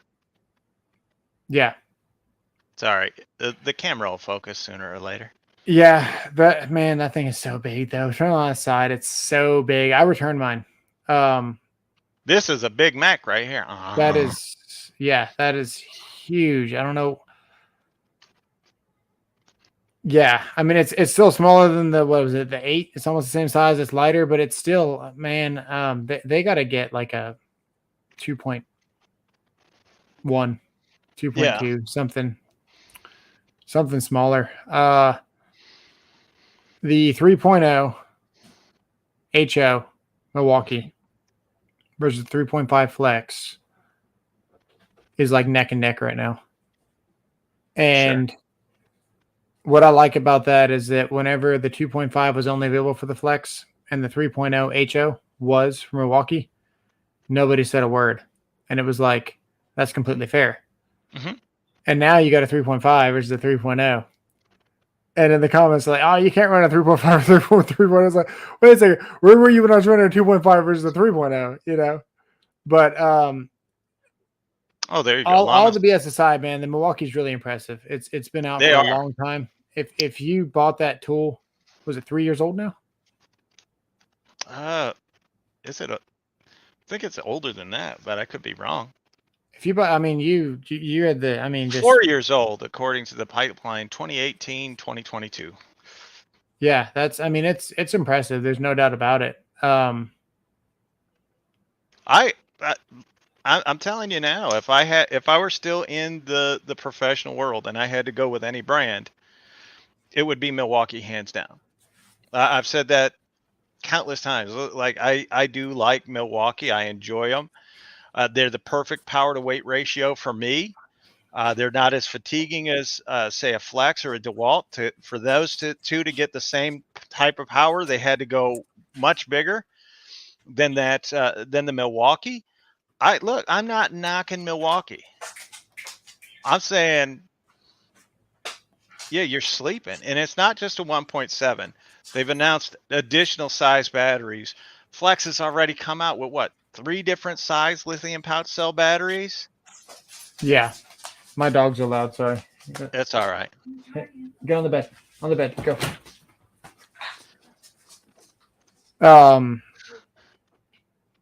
I like Milwaukee. I'm not knocking them.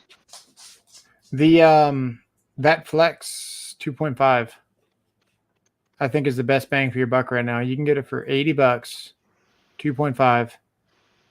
It's not stupid heavy. It's going to do every task you'd ever need to do. It's nice that they ship the 5s with the tools. The tools are huge. They're heavy.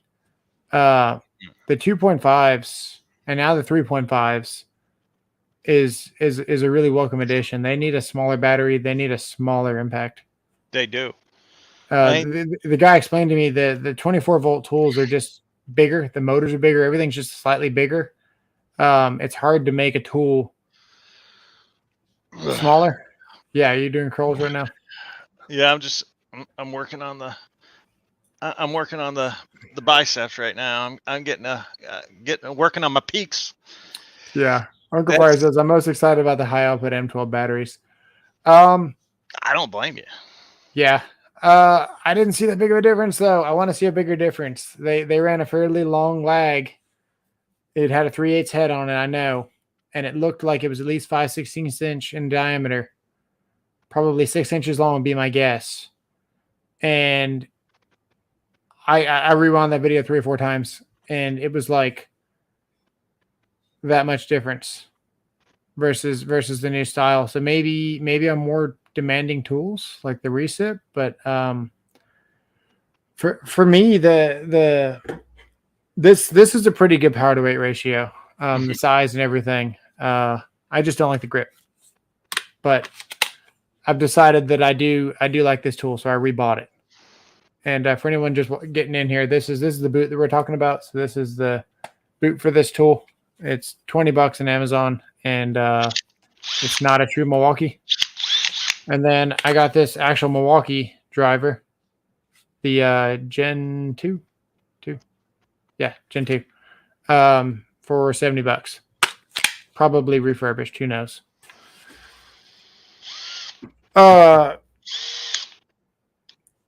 If it said, it would have to say refurbished in it in the description, so you would know. I would remember if I could remember what it said. Yeah, probably did. That's the old timers working for you. Sure.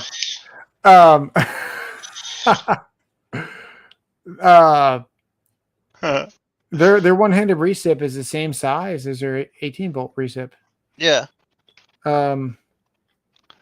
Their non-fuel recip is small, but it can barely cut PVC. So it's like,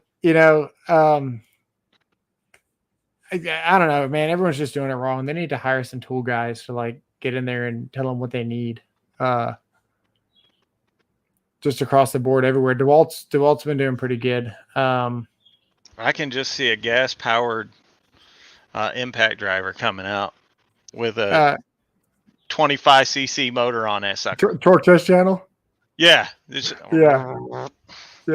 That's funny. 840 or 850. You got them both. What's your favorite? 840. Really? How much more powerful is it? It's skinnier. It is thinner. It's a little more powerful, but that's not actually the draw for me. I've always used my finger as my guide to determine how far I sink or countersink something. Like this finger? Yeah, just in the front of the. No. So what? the reason I like the 840, there's no selector. There's nothing. It's literally just grab and go. That's what I like. The easier, the simpler the tool, the better the tool for me. I don't need we've talked about this. Yeah, you don't need these controls. No, every single one of my hammer drills is always set unless I'm going into concrete. Always set to drill mode. I never take them out. I never play with the transmissions. Nothing. I literally. That's it. This is my guide. This is the only right. Okay, I see what you're saying. Yeah, no, me too. I agree with that. Until the other day, I was playing around with the 850, and I was putting a transition strip from one floor to the other floor. Yeah, with that T-molding. I saw the video, and I don't know how I feel about it, man. I've always preferred something that starts to slip versus when the motor just turns off. But they did it right because it's pretty gentle. Yeah, there are actually very few brands or tools that I don't like, but I mean, this is just such a simple thing. Yeah, it's one of the reasons, I love the rigid subcompact. There's Brandon literally nothing. Yeah, Brandon T, I love Milwaukee and have all the faith they'll adapt and overcome. Brandon T says, I love Milwaukee and have all the faith. What the heck? How is he? I'm sure Milwaukee's last impact driver was still an alien tech. Oh, I think so. And I read this. He says last comment came out wrong. Sorry, but he was talking business about better margins with less retooling for their tools. Well, there is no company better at retooling than Makita. Literally 27 different of the same tool, and they all look exactly the same. They all have the exact same specs. It's just the battery basically is the difference. It's kind of like your YouTube channel on your videos. Absolutely. I don't deny it. We can probably start recycling any video that's like 2 years old. Just recycle it, right? Just re-download and put it back out. How would we know? We ain't been around for 2 years.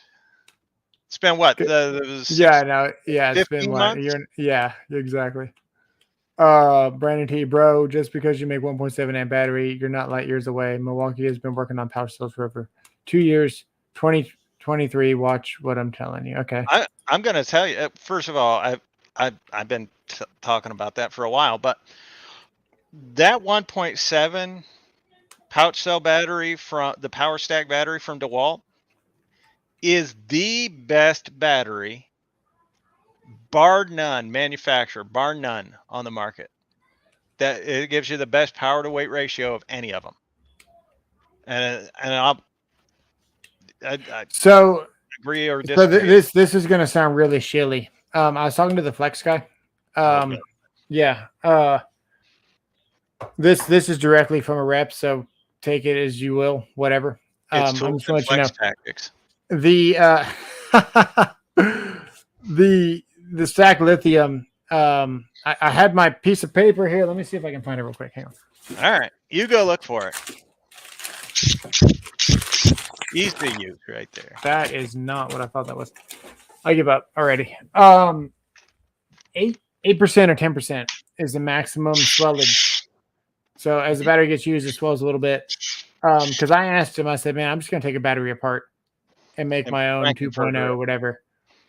and they have sensors in there that detect when the battery moves and stuff. So there's far more safety technology in a flex battery than the competitor. And I suppose I could share my screen and show you what happens when lithium ion touches water. But you can just Google it yourself, or I can search for it. Hang on a second. Anybody that's ever watched Mythbusters already knows. Oh, okay. Well, then you already know. It literally turns into a plasma fireball, and then it explodes. And just a little piece, like it looks like a Wrigley's chewing gum wrapper. You fold it a couple of times, pack it up to where it's about the size of my fingernail, and that little amount in a bucket of water makes a fireball about 3 feet, 2 feet tall, and then it explodes. So after looking at a flex battery and then like looking at the DeWalt and how compact it is, I do believe that they are built differently. That's all I'm going to say about that. They do have more packaging, they have more spacing, they have more padding. And at the end of the day, Flex didn't make it. Ego did. So I've got confidence that they probably are the more superior battery. But the Flex is superior? Yeah. Yeah. DeWalt worked directly with Samsung. Right. But package, like, you just have to see inside the battery, I guess, to know.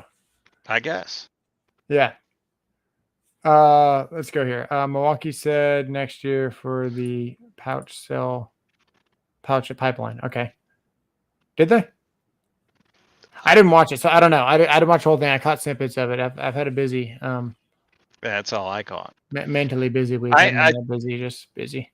Yeah, you guys go back on my channel like 2 or 3 months. You'll hear me say that Milwaukee's not coming out with theirs until 2023, and I got that directly from them. So right.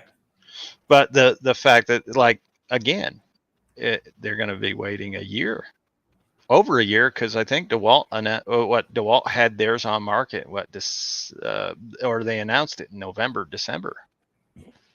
Yeah, it says by not retooling, you save on costs. You create reliability, which is what McKee is best known for. When they retool and you buy the newest one, the tool sometimes sucks. That's an excellent point. It's kind of like me whenever I make my video and my camera's off, or practice makes perfect. So I completely agree with that. How many videos have you made with your camera off there, Robert?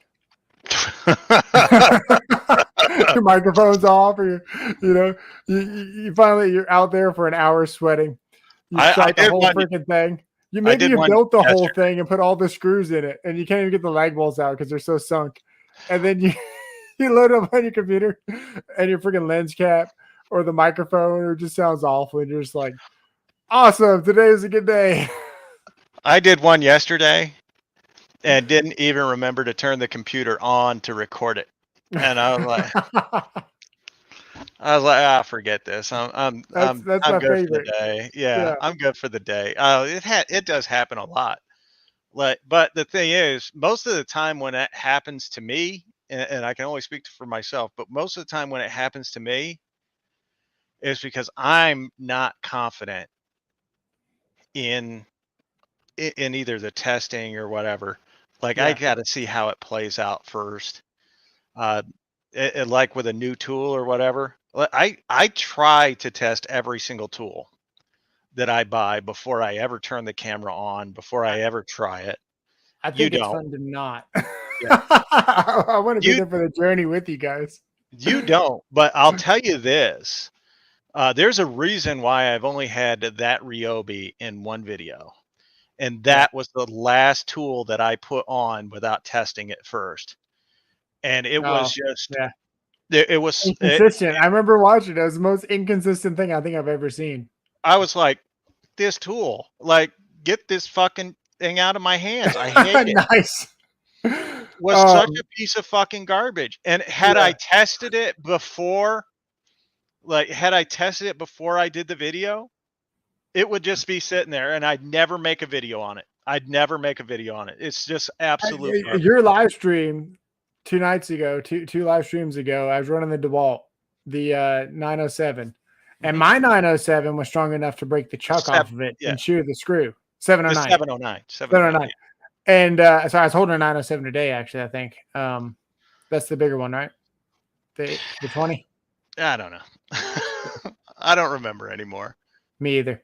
Anyway, yeah, but anyway, there's a story about that, but we'll get into that later. Yeah, whatever we were talking about.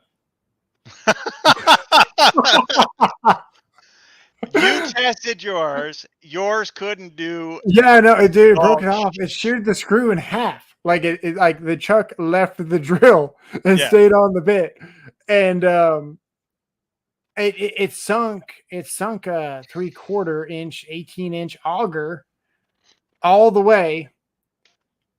And then when I went to go loosen it up is when it broke itself.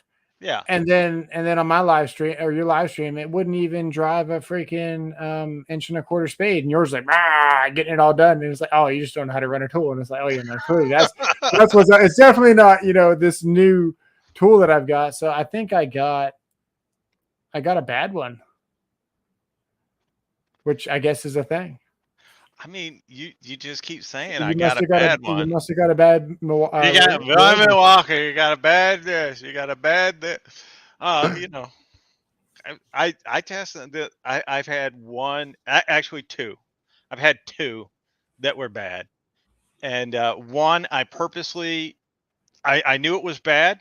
It was consistently bad, which is why I was like, okay, I could deal with this. And then one that was so inconsistent. The one that's inconsistent will sit there and I'll never touch it. It'll just sit there. The one that's bad, every once in a while, I'm like, I got a small task. And it's not going to tax this thing. I mean, so the Bauer is the one that was just consistently bad.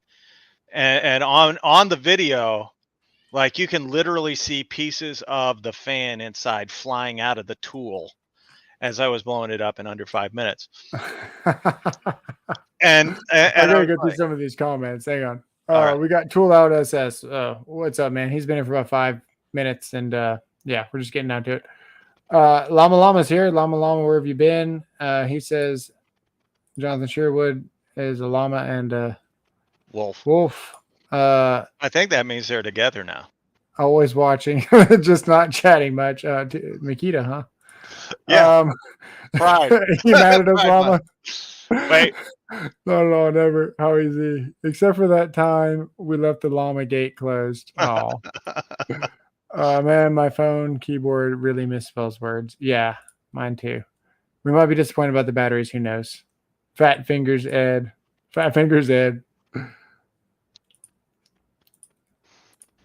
Hoofs can't open gates. Nuclear power tools are next. LOL. I would love that.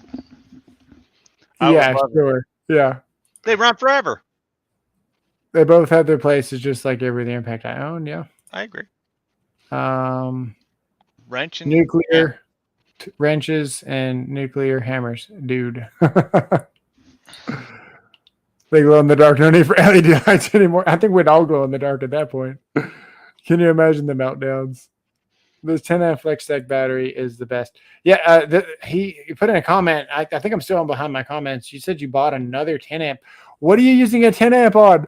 I can't imagine getting a 10 amp. So, how long does that last in the light? That's the question, because the 6 lasts in the light a long time. The 2.5 lasts about 2 hours solid on high. That light eats batteries, 4,000 lumens. The 5 lasts for about 5.5, about maybe 5 hours.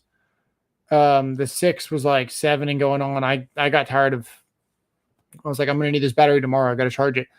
So I never killed it with a 6. But the 10, man, I can't imagine a 10 flex stack. It makes sense because you got a lifetime warranty, so why not? But man, a 10, that's expensive and heavy. Yeah, well, that's the problem with the flex stuff. It's too heavy. And this is from a rigid guy. Like, rigid and heavy go together. But rigid and heavy don't go together quite like heavy and flex. Yeah.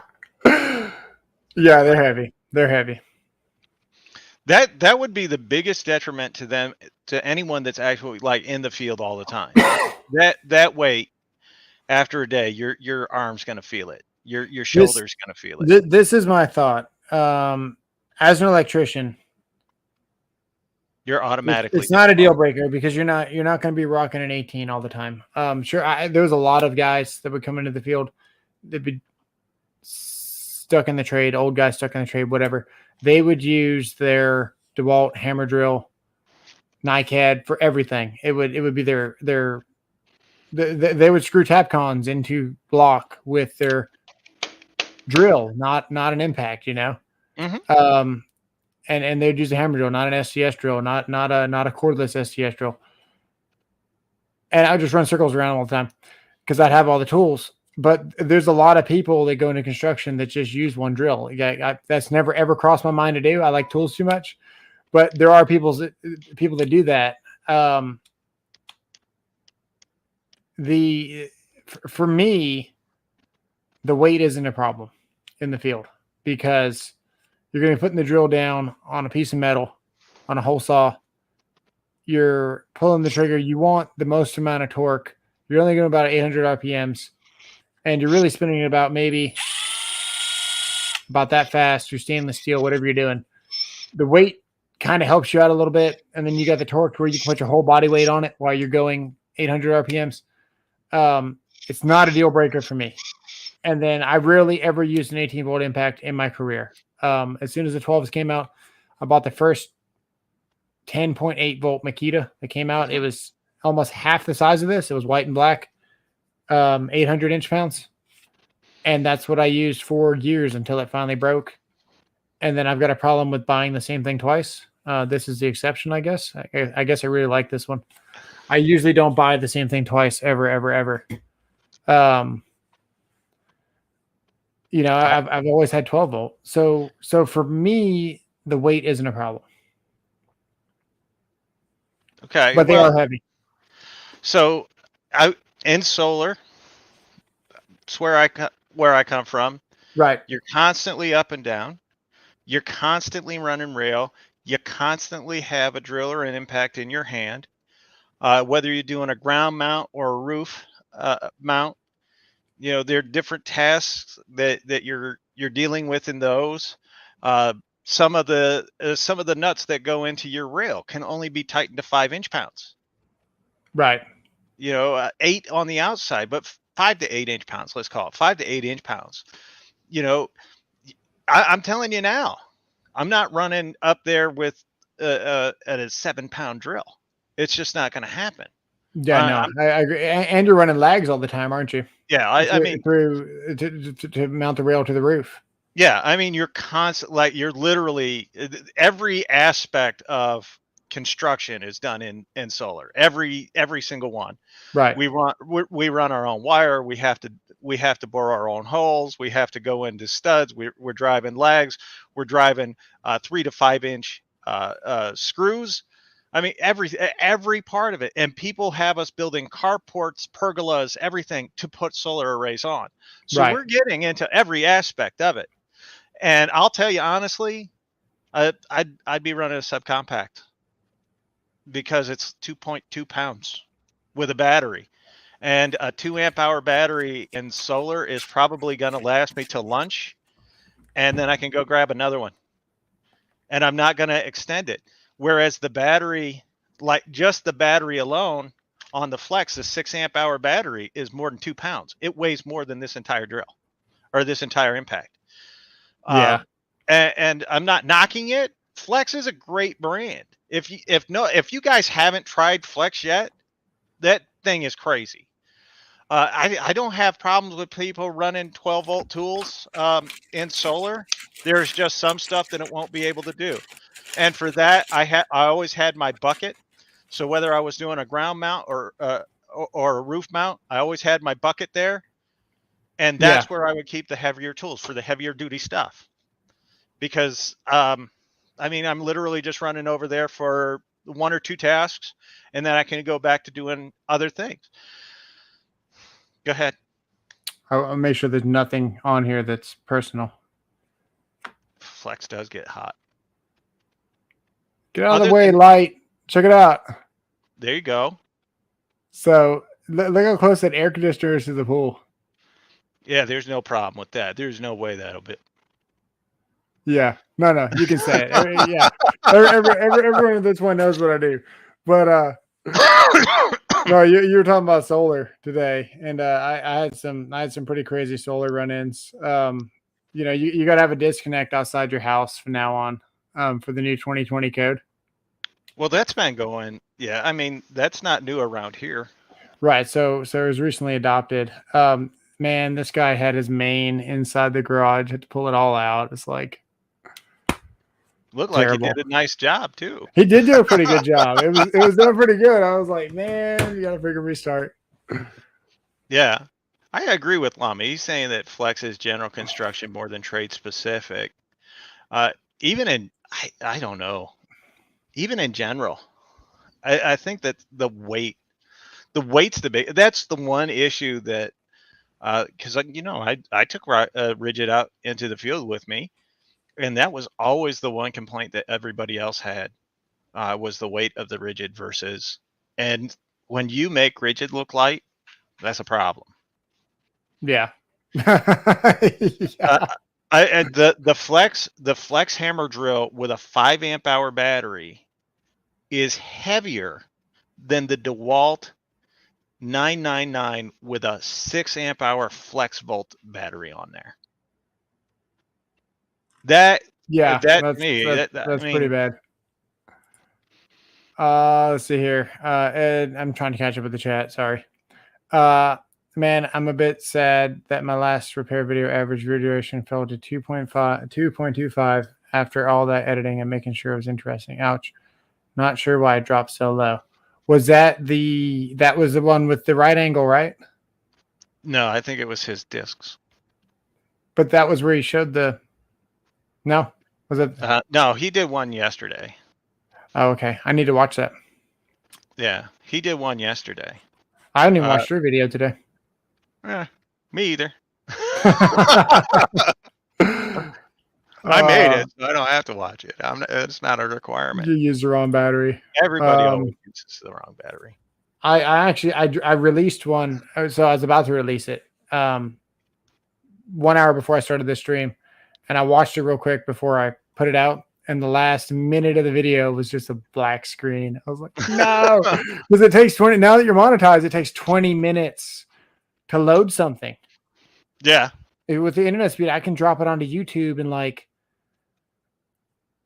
I can convert it with the fast video card in 2 minutes, the whole video. And then I can drop it onto YouTube in 3.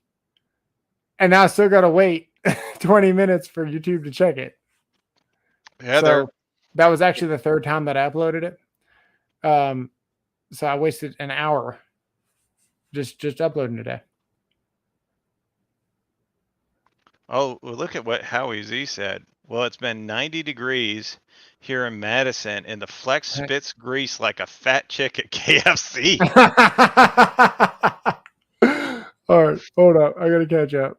Uncle Fire says Makita will make nuclear batteries. I haven't come up with a good comment. 12 hours, fan days. Yeah, the fan asked for days. I've done 6 or 7 side jobs on the same 5 now with the fan. 3 hours at a time. And that's not even stacked. The fan lasts forever. Which is really impressive.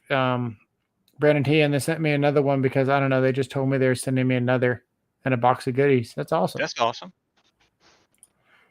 Tom Weora.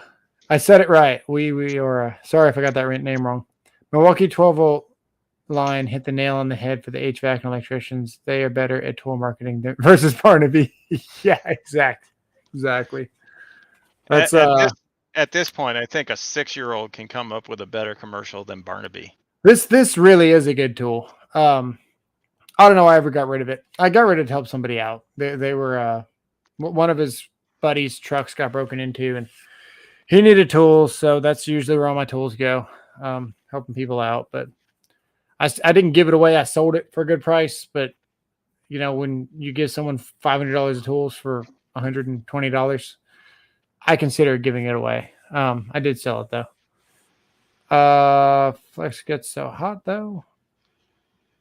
Okay, that's good to know. Flex under construction. Well, yeah, we already read that like 30 minutes ago. Well, it's been 90 degrees here in Madison, and the flex spits grease like a fat chick. Which flex, Howie? Flex too heavy. Networking data centers load. I'm gonna guess it's the impact driver. The impact driver from Flex gets a little nice. Maybe Flex new construction open walls, but I hate to take those into retrofit job. I'll tell you what, you throw this at a wall, and there's a good chance that sucker's coming down. You don't even hit the button. Just chuck it. You better be strong though, because that could tear your arm up. Joe the tour guy did that Flex video with that recip saw, man. I'll never forget that. That was a good video. The hammer, yeah, that was good. With the googly eyes. Yeah. Oh, did you not see the one where he used the recip saw as a hammer? When did he do that? Oh, it's been a while. But he was so he was going into the flip house, and he cut through it or whatever, and it wouldn't come down. So he just took the back. It's the same video, right? I think, yeah. Maybe. I just thought it was hilarious. I was like, because I'm like, yeah, I would do that too. Flex heavy tools equals light wallet. That's true. Yeah. They are not cheap. See, he said it. It's the impact. Yeah. Right. For the only time not good. today. That's not good. I still hate that button. That's my favorite part, man. The DeWalt came out with that a long time ago, the push button. And I wanted one ever since. Hate it. I hate it. Nothing falls out of that collet though. Oh, that's not true? I think you bumped the button. I did not. I didn't. I mean, the only way I would do that, I could do that, is if it literally passed through the collet, like the wood passed through the collet, past this part of the impact, and then hit the button. I don't know. We got to rewatch it. Put on slow-mo. Hey, why don't you make a video about that? Hey, I made this thing drop the bit. They all drop bits. That'd be a good video. Yeah, I'm not a fan. I like, for me, it's literally no big deal. So we all saw the short. I mean, it had enough views on it where I was fishing in the wall to go around the wall. And impact's just superior when you're doing that. You squeeze the trigger, your drill bit progresses through the stud half an inch. As soon as you let go of the trigger, it stops. You literally have all the control. You can tap it, whatever, go an eighth of an inch, go a quarter of an inch.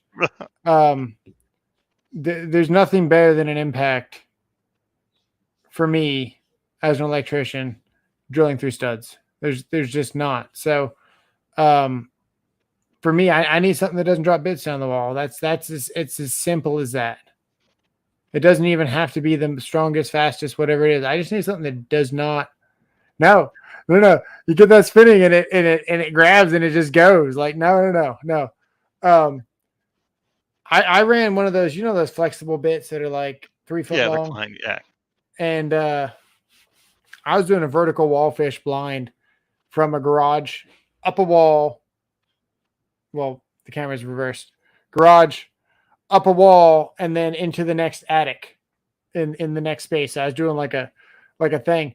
Long story short, man, I ended up going diagonal through this guy's crown molding right in the middle of his living room.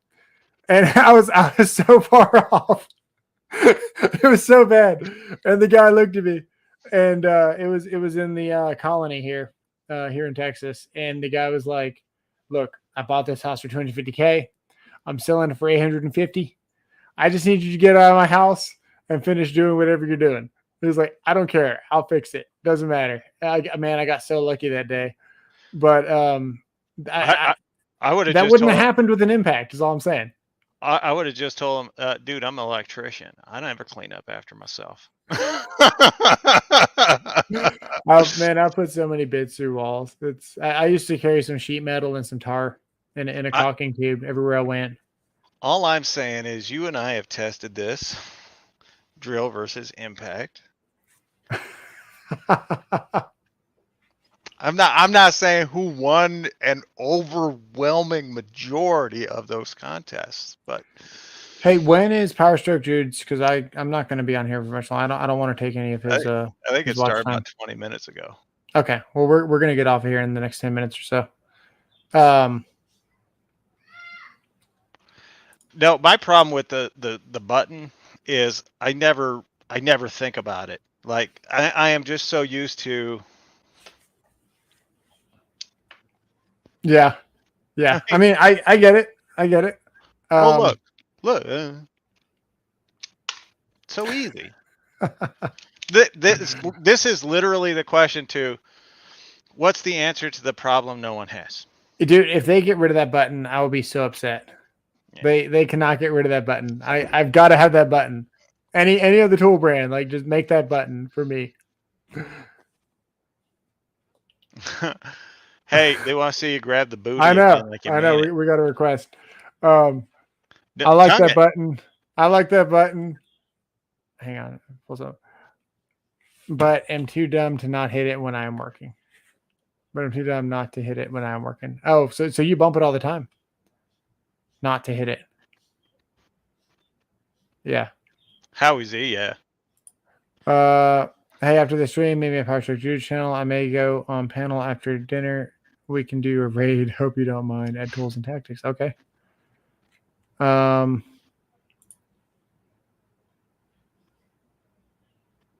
Sherwood, drill versus impact. Sorry, I was thinking about what Ed said. I'm trying to think what time it is because it's getting late. My kids are going to go to sleep. Drill versus impact. Drill wins. Maybe. Speed, yes. Dexterity. I'm going to argue all day long. No. It's just better. It's just better, man. Until you get your hands stuck. I had one of the first Makitas when it came out. 18 and I had big gloves on. I was climbing around this insulated attic, and they had so much insulation. They just got the tax credit, and they blew in cellulose. So it was all paper. 18 to 7. What? 18 to 7. Yeah. So anyway, I'm literally swimming on this paper to get from point A to point B, and we're running this we're running this cable for a hot tub, and it's like 100 degrees in this attic, and I finally get where I need to go, and I'm ready to drill the hole. And I got this Makita drill with this big old auger, and I've got a gloved hand, and it's oversized. And I reach around there. I say reach around. He's used to giving a reach around. And I grabbed the trigger with this thumb here like this, and that thing got in a bind. And I was already over my head like this because you can't even see what you're doing, but you're laying on your back like this. The nails are this far away from your face, and I'm drilling like this, and that thing locked onto my hand. And I didn't have the leverage to pull away, but my finger was too crippled to like release the trigger. And I just had to wait for the battery to die. Like I was just waiting for the drill was just like, ah! And I was like, well, I guess I'm just going to live here for a minute. Basically what we've learned here is if you want to experience user error, get Robert. Yeah. Come to this channel. I'll tell you everything that can happen. He'll just show you how not to do it. Yeah. Very informative in it, though. Put a screw through a data cable and knocked out Facebook on the East Coast for a day. Oh, man. I think good job. That's actually good. That's good job. He should get a medal for that. He should get a medal. I want to see Robert grab that booty again. Yeah. Tongue it, baby. Tongue it. Stick your tongue in there. Show who's boss. All my friends are gonna watch this and it'd be like, wow, I didn't know that about you. Show them that you're not so old. You still like to tongue the booty. Oh my goodness. Yeah, man, talks about that drill bust sheetrock and the impact will throw chips. Yeah, the impact does throw chips. Thank God I was born when I was, because I don't think I've never looked at the old balloon knot and said, I wonder what that tastes like. It's not me. It's just not me. You guys see that short Milwaukee? You guys see that short Milwaukee impact, DeWalt impact, and Makita drill. Makita wins. It's hilarious. A drill versus an impact under a heavy load condition, that drill is going to win. See that short Milwaukee impact. What impact? So they were doing 8-inch ledger lock screws, 1/2-inch ledger lock screws, and then and the drill started last and still won. Yeah. Well, I would hope so. As it should. How as he says, Jonathan would have been fired if he wasn't the boss that day. Yeah. Sometimes it's good to be. I got to get this cord out of my screen. Oh, speaking of, I did this on a live stream. It's good to be king for a day. Llama brought up that anti-kickback. Where did I put my phone? Oh, yeah, that blew my mind. The other stream, man. I didn't even know that was a thing. Yeah, Llama brings it up, and Flex with the new kickback tech, the drill does make a lot of sense in many situations. Yeah, Flex already has it. Bosch has it. Here, I'll show you. The Cobalt has it. Look, I can't find my Flex hammer drill right this second, but I will eventually. Oh, there it is. It was hiding behind my computer. Look, pressing the button. Never let go. I never let go. I'm still pressing. I'll do it again. So Milwaukee, Milwaukee's just following in those same footsteps. Here, watch one. I'm not going to let go of the trigger either. You ready? Okay. It's pretty good.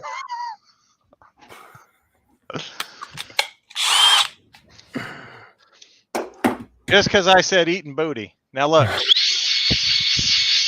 Impact driver doesn't do it. They don't need to do it though, because they don't have a rotational force to them. Exactly. Yeah, no rotational force. That's why they're superior. I've never needed that feature. You know what feature I do need? I need a feature when you're going up on a scissor lift, and there's some all thread coming down, and your hand is on the rail of the scissor lift, and the all thread is making its way towards your hand. I need an all thread detector. Can we get one of those? Actually, what you need is a stand-in to use the tools. That's what you need. Jesus. I was my buddy was on here. You ruined an Irwin speedboard bit by going with a nail. You hit a nail with it, right? Yeah. Actually, no, that was a stinger. Actually, very upset about that. I mean, you broke the chuck on a DeWalt. Milwaukee does have the rattle drop battery for their 12-volt line.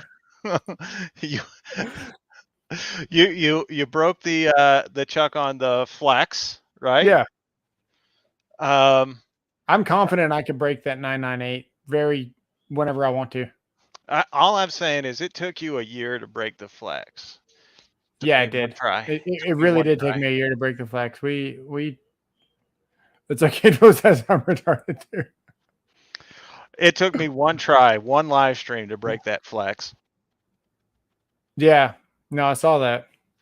It also took me one live stream to show you that this does release. We gotta run that back. We gotta check on that. I've been trying to make that thing drop a bit for a long time. I had no trouble. The first day that I took my 850 out, I dropped a bit right down the wall, and I was like, "Yes!" It was my favorite. I was like, "This is my favorite tool ever." You called me and told me it was dead to you. Oh man, I was so mad. I was like, and my buddy was like, "Hey, we can cut out this wall. We can get the sprit back." I'm like, "No, dude, that's a casualty of war. That thing is gone." Like we're not pulling this panel back out of the wall, and we're not cutting the sheetrock. It's just gone. I don't want to talk about it. Do you clean up your mess when you're done?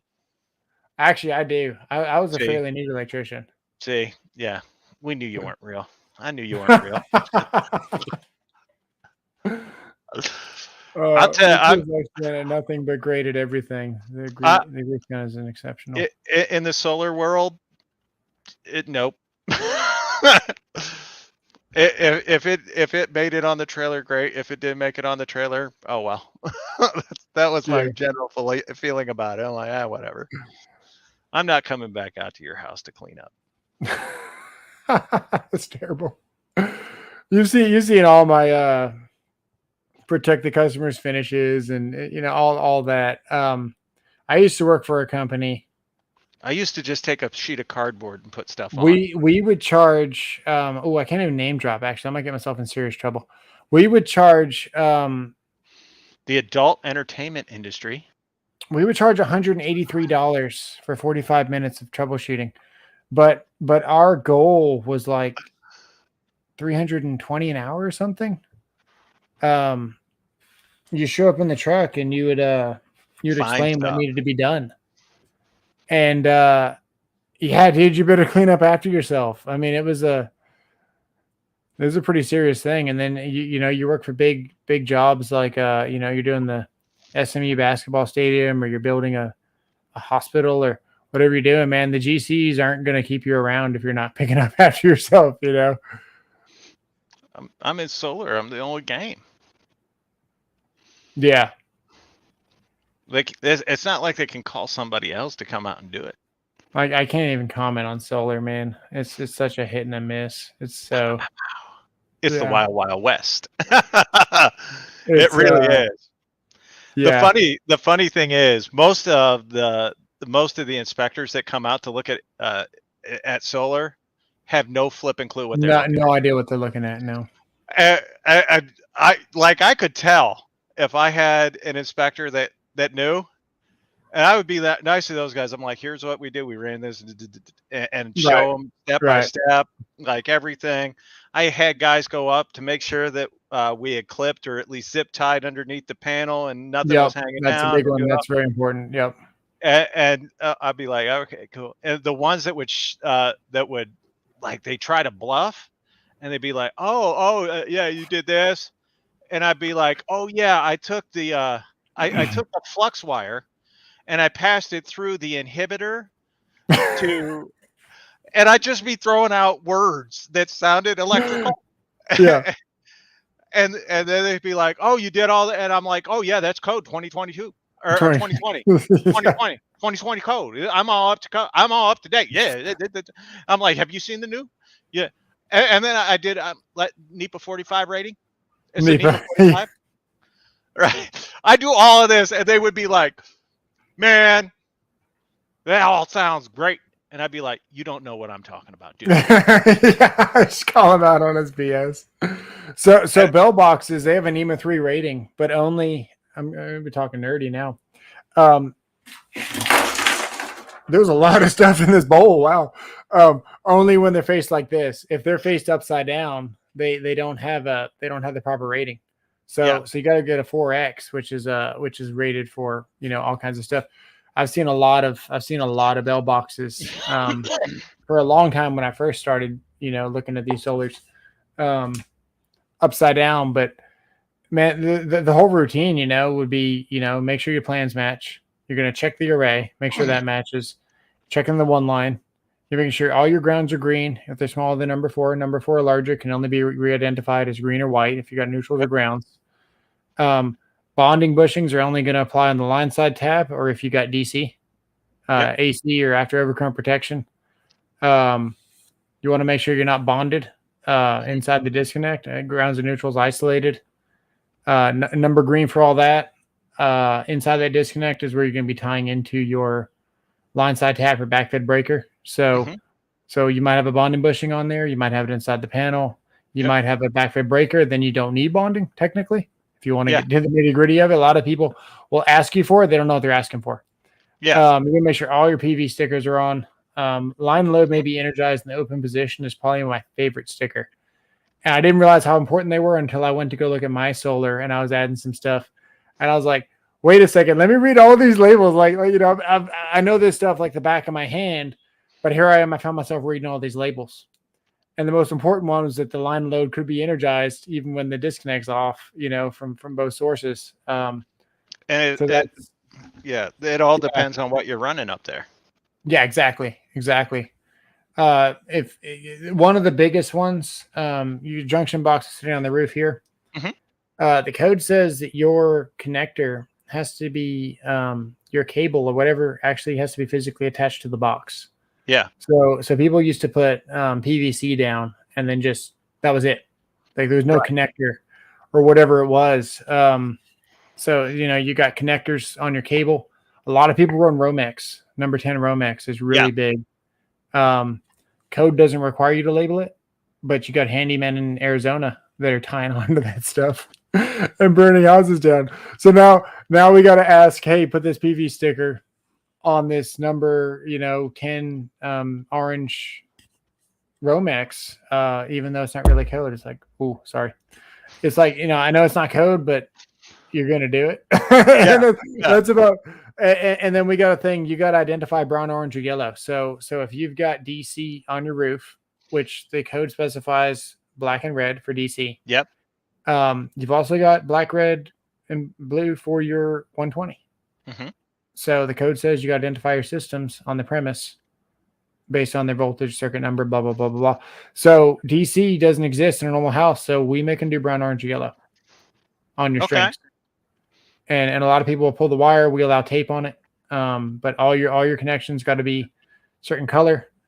Man, there's a lot that we do right that I can guarantee you, man. There's a lot of cities that do not. I'm telling you now, there's places in Kansas that, sorry, I'm going to take off the hat. But I've seen guys do solar in Kansas that have direct wired from the array to the inverter. From the array directly to the inverter. Yeah. Wow. And the inspector that was out there didn't catch it. Because they literally don't know what they're looking at. While electric, it's a completely different type of electric than what you're running into your home. With the home, it's been kind of the same-ish stuff for the last, 25-ish years. Some updates, some changes or whatever. Solar is not that way. Solar, it's much more versatile. Yeah. What you can do with solar than what you can do with a home. And the guys that are the guys that, like, especially the older gentlemen. Yeah. They got, like, you can tell those paycheck getters. Yeah. Right. And if you're running like you see me wear this hat. They gave me this hat. Right.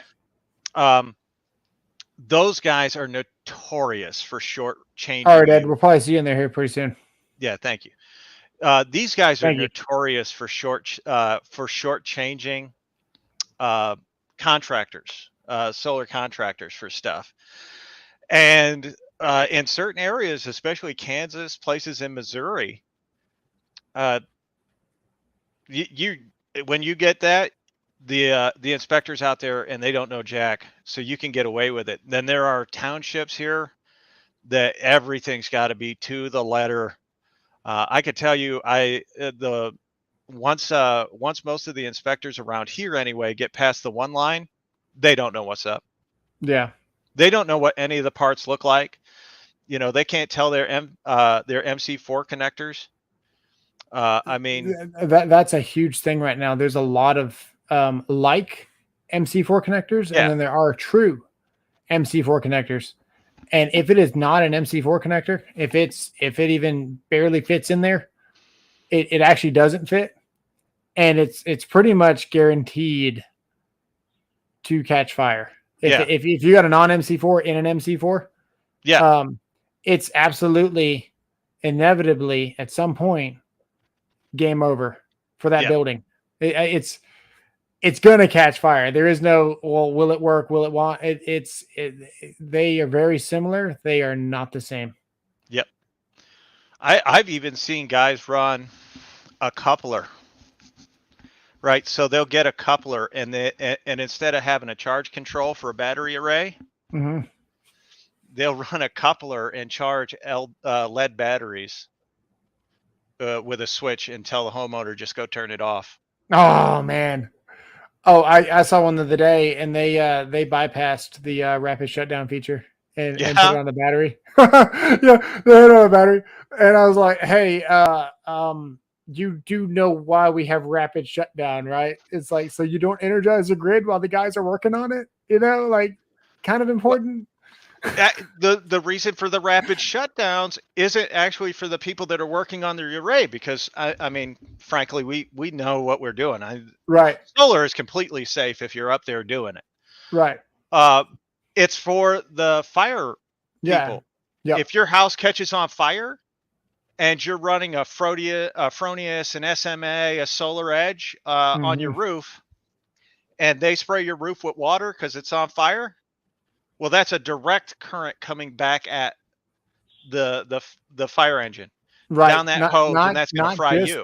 They're actually finding out that the lights that they use to light up so they can see what they're doing, actually give your solar array enough juice to actually light people up. Yeah. So it's very it's an interesting time right now. A lot of cities just won't get on roofs anymore to vent. They'll kind of just make sure your neighbor's house doesn't catch fire. Yeah. So they'll spray wire to like keep you, they'll let your crap burn all the way down if it's really bad. They don't get on to vent roofs. So you don't, per code, you should watch your hips and your valleys for your clearances on the edge of the roofs and all that. But a lot of people don't even worry about it. One of the other big things would be your supply side connection, your line side taps. Minimum number 6. Yep. And even your meters, a lot of your meters, minimum number 6. I had a disconnect for it was a sign for a church. And these poor guys, man, they ran from this transformer like almost 480 feet of number 10. It was just a 3 amp circuit, Right. And they pulled it all the way across, and minimum number 6 on lugs. It's like it's so bad. Well, the thing is, when it comes to solar, the thing about it is the government is pushing people towards solar. They want you to have it. It doesn't matter if the people in the field know what's going on. So basically they're looking at the solar installer and going, well, we trust you to know what you're doing, because we've got the one line, we have what your array is supposed to look like. Whatever the paper's called, I don't remember, but we have what it is supposed to look like. As long as it's got all of this stuff, we're good. But the problem is, like, a lot of times you're having to make changes out in the field because of lack of being able to get the parts or the materials, especially if you're working with a distributor, and you're having to make changes on the fly that aren't in the paper, and you get an inspector out there who knows his ass from his elbow, and he couldn't tell you one thing. He can't tell the difference between an optimizer and a microinverter. Right. And you're and I'm just like, literally, some of those guys would piss me off because they'd be asking me a ton of questions while I'm on a building trying to build an array or doing something, and they're asking me questions, and I just look at them and go, "Fuck off." Yeah. Get the fuck out of here. I'm not your teacher. Right. I mean, like, look, it all works. This is the way it's run. When I first started, it was my first meter release inspection by myself. Mm-hmm. This is going to be good. All the responsibility on me. Uh-huh. And I was nervous. Uh-huh. And the contractor was nervous. You're always nervous your first time. But he was super like, he was like gung ho. Like you could tell he loved to be an electrician. And I was like, this is my kind of guy, So he runs up to me and goes, Mr. Inspector, the equipment's over here. And I was like, all right, calm down, go get your plans, and we're going to see what you got. And he's like, but the equipment's over here. I'm like, no, go get your plans. So he goes and gets the plans. We drop the tailgate on the truck. We're looking at the plans. I get on my code book. Now, when I look at a meter release, I'm looking at 250.122, which is your equipment grounding conductors. I'm looking at 250.66, which is your service grounds. I'm looking at 240.6, which is your standard size for fuses. I'm looking at 310.15 or 16, whichever one the code book decided to do that year. And that's going to be your wire capacities. I'm looking at all kinds of stuff. That's just to list off a couple. Wire fill sometimes, and capacities. All kinds of factors go into, especially a service. And this is at a hotel. So my theory is you're not just going to kill one family with the house, and then it's going to burn down. Then you're going to fix it. You're going to kill all the families, on a hotel. So it's like, this has to be right. If you're going to do it right. Yeah. So you got working clearances, man. You got so many. I mean, you better have that book with you. You better know your stuff. My favorite is the guys, because there are some areas in Kansas and Missouri, especially in Kansas, there are still some municipalities only out 2008.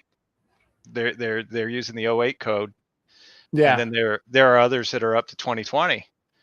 And you're just like, well, why would I go to the one that's doing 2020 when I can make more money by going to the older code?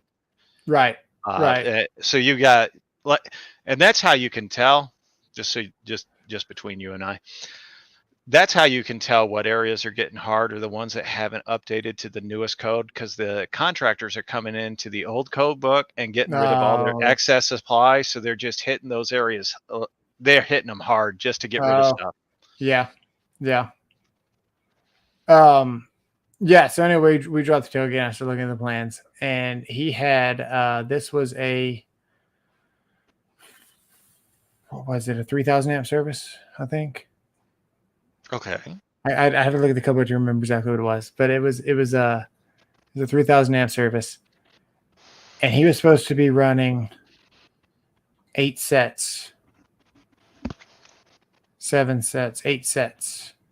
Okay. I can't remember what it was, man. It was a lot of parallels, and 380, 500 would be 380 times 8. Okay. But his plans called for 9. And that's usually a red flag. Okay, yeah. So I was like, hey, did you run 9 or 8 sets? And he was like, oh, yeah, no, we only ran 8. And immediately I was like, well, what'd you do to compensate? And he was like, I didn't do anything to compensate. And I was like, oh, okay. Well, did he run 350s instead of 320s? I'm getting to that. It's so much worse. Oh no. It's so much worse. And then the story goes on a little bit. But yeah. So anyway, I'm looking in the copper, and I'm looking at 500, which is 280 amps. And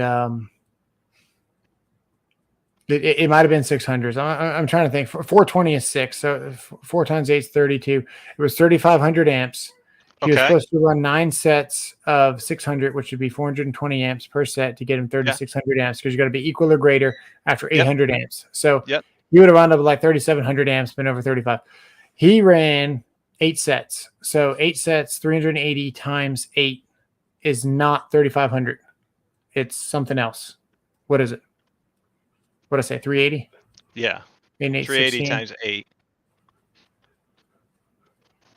I'm not going to even try to do that math and look like an idiot. Not even going to think about 146. What? 14.6. 380 times 8? No. Yeah. 146,000 watts. No. Amps. Don't divide it. Don't divide it. Just I multiply. 380 times 8. 0. 8 times 8 is 64. You put the 4. So there you got 40 there, right? Yeah. And then you carry the 6. And 3 times 6 is 24. Or 3 times 8 is 24. Plus 6, you've got 30. So it's 3040.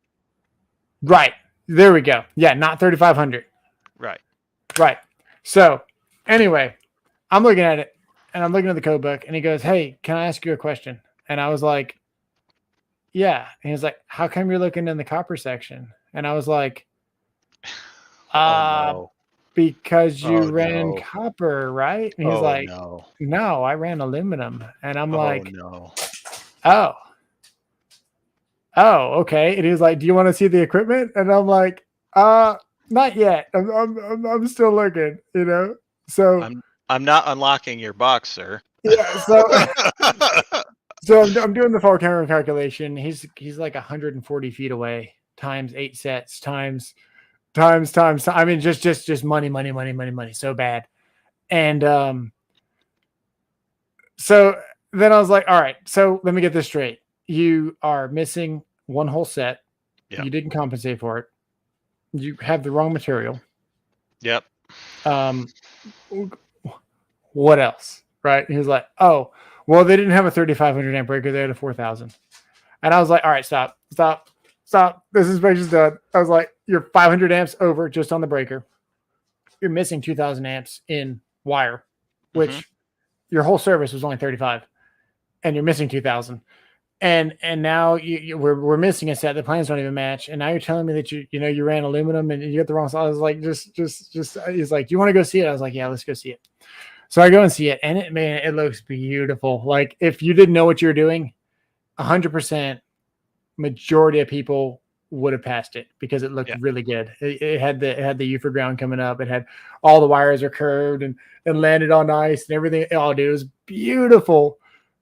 And it was just a fire hazard. There's no other way to describe it. It was so bad. And that was my first inspection, man. That could have went a lot different. It could have been really bad. So I told him, because I got that total recall, like almost photographic memory. And I was like, unless you're talking to him, hey, you get this fixed. Long story short, they ended up pulling 750 copper times 140 feet. I think it cost them $100,000. Then this breaks in wire. Yeah. So they had to fix that. And I told him, I was like, okay, cool. We got this taken care of. Here's the deal. I'm going to release your meter because technically your service is before the shutoff. So anything after this shutoff, even though you're in the switch gear and it's hot, you are aware of the hazards. You're a qualified person. You're aware of the hazards involved with blah, blah, blah, blah, blah. The definition of qualified person. I'm going to release your service. But all your branch is wrong. It's all aluminum. It needs to be copper. And I'm going to remember that. Mark my word. So I went back a year later. I was doing the final. And I said, okay, open up this switchgear. And they were like, well, it's on. And I was like, well, I don't care. I want to see it. So they're like, well, we're going to turn it off. I was like, I don't care what you got to do. I got to see it inside here. And they're like, well, we kind of got some people. I was like, nobody can be here because you don't have a CO. Like, just stop. Turn this off and open it up. So open it up, and they got aluminum still in there. So I was like, well, that's not good because everything's copper for the plans, and then we already know you're the wrong size. Got to pull all this out. So I come back 3 weeks later. I can't even make this up. I come back 3 weeks later, and I'm like, open it back up. You know how the bus bars that are running horizontal in a switchgear have the holes for the plugs and stuff? Yeah. They physically tie wrapped the wire to every phase of all 3 phases of the switchgear. And it's on. And they get like 1 aughts and 2 aughts and all this stuff for this panel. And they're physically tied to the bus bar. And it's like, there's just like a time bomb. I was like, congratulations, you installed a time bomb. Like, it's just so bad, dude. You wouldn't believe the stuff that I see. It's like, I have a good idea who did that. It's just just the things that nightmares are made of, man. And that's what I see every day. It's like, and it's funny because it takes a thief to know how to break into a house or to secure a house. It takes a bad electrician to know how bad electrical could be, and I had no idea that it could ever be that bad. Did you just admit to being a bad electrician? No, I think I was. You know how bad it was. Yeah, to know how bad it was. You had to be now I know how bad it can be. But man, it was crazy. No, my I gotta say, my favorite was the one that coupled to the coupled before the inverter to go to the batteries to couple again back to the inverter. That was my favorite one. And I was just like, so they're running DC, Right. So they don't have to rerun back. Right. So they're running a coupler off the main to go to the batteries, to run another coupler off the batteries to go back to the inverter, so that they can then invert and go back, instead of just doing an AC couple off of the inverter to run on the batteries and running another inverter over there to keep it DC. No. They decided that they were going to do that a completely different way. I'll be honest with you, because I knew the guy that had done it, and I called him and I was like, "Are you fucking retarded? Is this what we can expect from you?" I'm like, "Don't ever let me see that." And the funny thing is, that guy went from working in solar to being the head of one of the electric companies here in Missouri. Oh, nice. Yeah, that's a fail upwards, right? These usually how it works. Well, you promote incompetence. A lot of I've been seeing a lot, because it's hard to find material, I guess. I've been seeing a lot of mixed. So you've got some panels on the roof have microinverters, so you got AC coming down. Some of them are just straight DC, and you got optimizers. Yeah. And I went to a house the other day. Nobody was there. I knocked on the door. I was there about a year and a half ago. I remember being there because I got, that really good memory. So I was like, I know I've been here before. I remember everything about this house. Why am I here again? Why are we looking at this solar? And so I knew the guy was older, and I was like, I'm going to do this inspection. I'm going to do it. I don't need a contractor. I'm going to open everything up. I'm just going to get it done. Right. I go around the corner and I see a solar edge and an end phase. And I was like, I'm getting back in my car. This is like, what am I even looking at? Because there's no fans. I was like, are they running different J boxes then? So they combined it. So once you convert to AC, calculator, how is he? I was like, once you convert AC, essentially you're all in phase. So you can do whatever you want. So once after that inverter, you can go to your end phase. Right. Mm-hmm. So that's what they did. But it was really confusing when you didn't have any plans. You go around the corner of the house and you're like, what am I looking at? It was like the first time I'd ever seen that. I was like, but I stopped and I was like, okay, I actually know what I'm looking at. The other day, there is nothing wrong with it, but I'm just like, I would want to run separate J boxes for those. I know there's nothing wrong with it. I'd still want to run separate for as long as I could. The other day I ran into this, and this is a generator. Take care, Howie. This is make sure there's no data tags on here. This is a generator, ATS. Yeah. With a load center in it. And typically your ATS is just the main. Right. So what was happening, this is actually a sub panel. Yeah. And this isolates from your interior panel. Nice. So then your generator is just feeding this load center. Yeah. But I'd never seen one before, and I turned the corner. I'm like, what the heck is going on? And I had to think about it. I was like, screw this inspection. I'm going home, And I was like, nope. But then I thought about it. I was like, you know what? I can figure this out. That's good. So I looked at it and I was like, you know what? This makes sense. Yeah. I just had to. What threw me off was they had a double pole breaker in the main panel, and they only took out one blank, and it looked like a single pole breaker, and it looked like a single 60. And I was like, I don't even know what I'm looking at right now, because it just looked like a single pole 60 when it really was a double pole, and then it was back feeding back to the sub panel. But at first, I was like, just some of the stuff you see is just so crazy. You don't even know whether it's legit or not, And it was like, I'll tell you what. Go ahead, keep going on with your story. I mean, that's it, man. We've been going on for 2 hours and 30 minutes. No, I have a book. It's around here somewhere. It's a Black & Decker. This is the booty action, in case anyone missed it. It's a Milwaukee boot. Oh, it's actually not Milwaukee. It's aftermarket. $20 protects your tool, and then you can get this refurbished or used or something. $70 on Amazon. I had a kid that was working with us, and like we explained how everything went together and whatnot, and homeboy didn't quite understand it.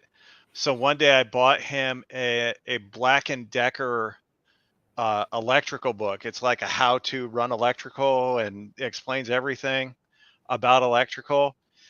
And I think I had that book. Yeah, instead of handing it to him, I hit him with it. Yeah. I was like, speak some knowledge into him. I was like, nothing, and it was like a 3-month process where he was working. We wouldn't let him do anything on his own. So we were working with him every day, talking about it every day, and he didn't get it. He didn't get it. He didn't get it. No matter, and we had different guys trying to explain it to him, thinking, maybe he just doesn't, giving him every chance in the world. He didn't get it. And then they finally came to me and they're like, you got to do something with it. I literally, I like, take this home, read it, and don't come back until it's finished. Yeah. I think you probably got that like one of the building stores. I got it like Lowe's. I think that was probably one of my first books, actually. It is. I think I know which one. It shows a receptacle up close with some wires, and then it's got a heater at the bottom of it, and it's got like a bar that runs across the bottom of it with a bunch of little pictures. I think I've seen it before. Basic wiring or something. Yeah, to his credit, the kid, he took it home, he read it, and he brought it back. Yeah. So to his credit, I mean, I'm all for giving credit, but yeah, I've got it around here somewhere, just waiting for the next sap to hit with. Yeah. You didn't get this the first 3 times? Okay. You're gonna have to beat it into you. Worked. He turned out to be a good little worker, but damn. Yeah. He made it hard. Let's get out of here. Let's do it. Man, thanks everybody for the support and everything. We'll see you guys in the next one. Hope you find the G spot.